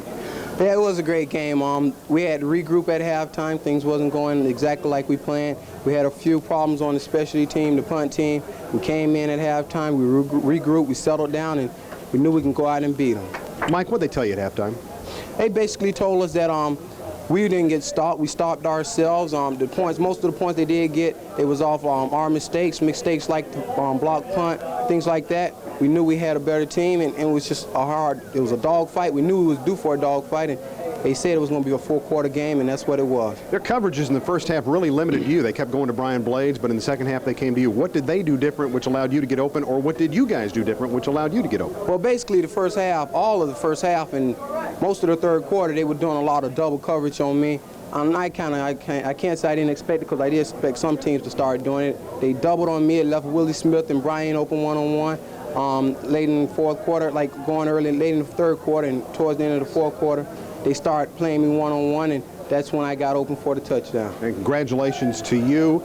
A new UM record, 7 touchdowns well, at least 1 touchdown reception in 7 straight games. That's a record. You got to be happy about that. That's definitely a record. Me and Vinny talked about it. Before the game. As the game was going on, he'll come in the huddle and he'll give me the wink eye. He'll say, Mike, look, if I can come to you, I will. But he knew the double coverage was on there, and we just basically went with what they gave us. Well, again, one more time, congratulations. Go celebrate. Thanks. Yeah, thanks a lot. Okay. Michael Irvin, our guest right now. I'll be back later on with another live guest when we continue. And Frank, that's it from the UM locker room. All right, Larry, and my guess is as long as Michael Irvin keeps that streak alive, the Canes will keep winning. Thank you very much. I think so. And I'll be back later on with more on the game and the rest of today's sports a little later on Eyewitness News. Diane? Diane Magnum and the other Seminole fans not real happy right now, but it was a whale of a football Norcross, game. wherever Brian he is, Norcross, he's crying in his beer or whatever. But it was a great game. Coaches Jimmy Johnson and Bobby Bowden spent the week patting each other on the back, but you had to know Bowden had something up his sleeve for this game. He always does. The Seminoles attacked Miami's uncertain kicking game, and that gave Florida State a big edge early. Pick up the action in the first quarter. A bad snap on the Canes' second series. Jeff Feagles tackled inside his 10-yard line. That sets up the Seminoles for Chip Ferguson to pass to Hassan Jones 2 plays later. Good catch by Hassan. 7-0 Florida State led it. Miami comes right back down the field. Vinny Testaverde going to wide receiver Brian Blades out of Fort Lauderdale Piper High School. Good catch in the end zone, 7-7. And right after that, Ferguson throws an interception. Tolbert Bain, the first of 2 for Bain on the day. And on the first play after that, Vinny to Brian Blades, 38-yard touchdown pass, 14-7. Canes led it at that point, and for Canes fans, the party had just begun. But the Noles do what they do best. They go after the punter. Feagles hesitates. That was fatal. Davis recovers in the end zone. Touchdown, Florida State, 14-14. 17-14 Noles, still in the second quarter now. Ferguson to Pat Carter, all alone. Touchdown pass, 24-14 at halftime for the Seminoles. In the third quarter, Alonzo Highsmith running from 2 yards out. Touchdown for Miami, cut it to 24-21, and it was time to get out the whip and get the Canes in gear because it was 27-21 in the fourth. But Vinny goes up top, 30-yard touchdown pass to Michael Irvin, the 7th straight game he's caught a touchdown pass. That is a school record. More importantly, it gave Miami a 1-point lead. Then Testaverde to Brett Perriman for the clinching touchdown, 35-27. The Canes win it. And Larry Sugarman joins us live once again via NewsSat 10 in Tallahassee. Larry? Frank, we are here in the locker room with head coach Jimmy Johnson. Jimmy, let me ask you right off the bat, you were down 10 points at the half. You let them score only 3 points in the second half. What did you tell them at halftime? Well, you know, we just tried to analyze the situation. You know, we felt like that we were the best football team, and we had given them 2 touchdowns in the kicking game. Our new snapper and our punter felt like the ball was a little bit slick, and they had had some mishaps. And when that happened, it really gave Florida State a lot of momentum. Our guys were a little bit down emotionally when that happened. Of course, the crowd was really a factor in the ball game, and that they ended up getting some points and moving the ball on us. But we felt like we could stop them defensively, and we knew we could score offensively. We just said, hey, keep your poise, keep the pressure on them, and just do whatever it takes because we're going to win the ball game. Jimmy, congratulations, an 8-point victory, and now you're 7-1, and you got Maryland next. Yeah, we got another tough one. I got to go up to Baltimore to play Maryland. Okay, thanks a lot for stopping by, Jimmy. Okay, thank you. Head coach Jimmy Johnson, a winner, 35-27. Frank, back to you. All right, Larry, should be a great plane trip back, I am sure, so enjoy it. All right, Larry Sugarman reporting live from Tallahassee. The second-ranked Florida Gators put their 17-game unbeaten streak on the line against number 6 Auburn this afternoon in the Tigers' backyard. One of the keys to this game, the Gators held Bo Jackson, who was averaging 200 yards a game, to just 49 yards on 16 carries. They forced him from the game with a thigh bruise as well. Kerwin Bell threw a 3-yard touchdown pass to Ray McDonald in the second period for a 7-3 Gator lead. Florida trailed 10-7 in the fourth. Bell hit a diving McDonald for an 8-yard touchdown. 14-10 Gators the final. Just got to go out and play the next 3 games like bowl games, and it'll make our season entirely. And the Gators could be number 1 in the AP poll because top-ranked Iowa lost their first game. Ohio State Buckeyes intercepted 4 Chuck Long passes, this one by William White. OSU led 5-0, and Workman, subbing for an injured Keith Byers, scooted off on a 57-yard touchdown run to make it 12-0. Ohio State knocks off the nation's top-ranked team 22-13. Third-ranked Penn State squeezed out another victory, trailing Boston College 12-3 at one point. The Nittany Lions' Mike Russo got his hands on a deflected Sean Halloran pass and scored a look-what-I-found touchdown, but it gave Penn State a hard-earned 16-12 victory. They are 8-0. Checking the scoreboard then, Iowa a loser, Penn State possibly moving up to number 2 or possibly number 1. Michigan has given up only 2 touchdowns all year, but they were held to a 3-3 tie by Illinois today. Nebraska routs Kansas State. Air Force is undefeated. Oklahoma rolls over Kansas. Oklahoma State's Thurman Thomas had 200 yards on the ground as they edged Colorado, and Arkansas over Rice 30-15. 16th ranked Louisiana State got 2 first-half touchdowns from Dalton Hilliard against Mississippi for a 14-0 lead, and that was plenty. The Rebels even went so far as to change to red jerseys at halftime. Maybe they should have tried to get up like this. I guess they celebrate Halloween a little later in Mississippi. Whatever, the change didn't work because the Tiger defense, the Tiger defense swarmed all over the Rebs. 14-0 the final in this one. After LSU's shutout, we've got 3 other routes. 17th ranked Brigham Young, number 18 Georgia, and number 19 Tennessee. And Alabama today beat Mississippi State 44-28. Mike Shula had 2 touchdown passes. The Dolphins take on the New England Patriots tomorrow in Foxborough, a place where the Dolphins have had problems over the years. Remember 1982, the strike-shortened season? Mark Henderson on a work release program from prison and his snowplow clearing a spot from which a Patriot field goal beat the Dolphins 3-0. Then in 1983, Miami loses 17-6, the only game Dan Marino has started in which the Dolphins failed to score a touchdown. Now the Patriots are 5-3. They're playing well and their confidence is showing. Just ask the quarterback. There's no doubt in my mind. I'll be very disappointed if we don't win this one. We're playing real well right now as a team. And in the Breeders' Cup today, the $3 million feature race, Proud Truth, the winning horse. That is it for sports, and here's Diane.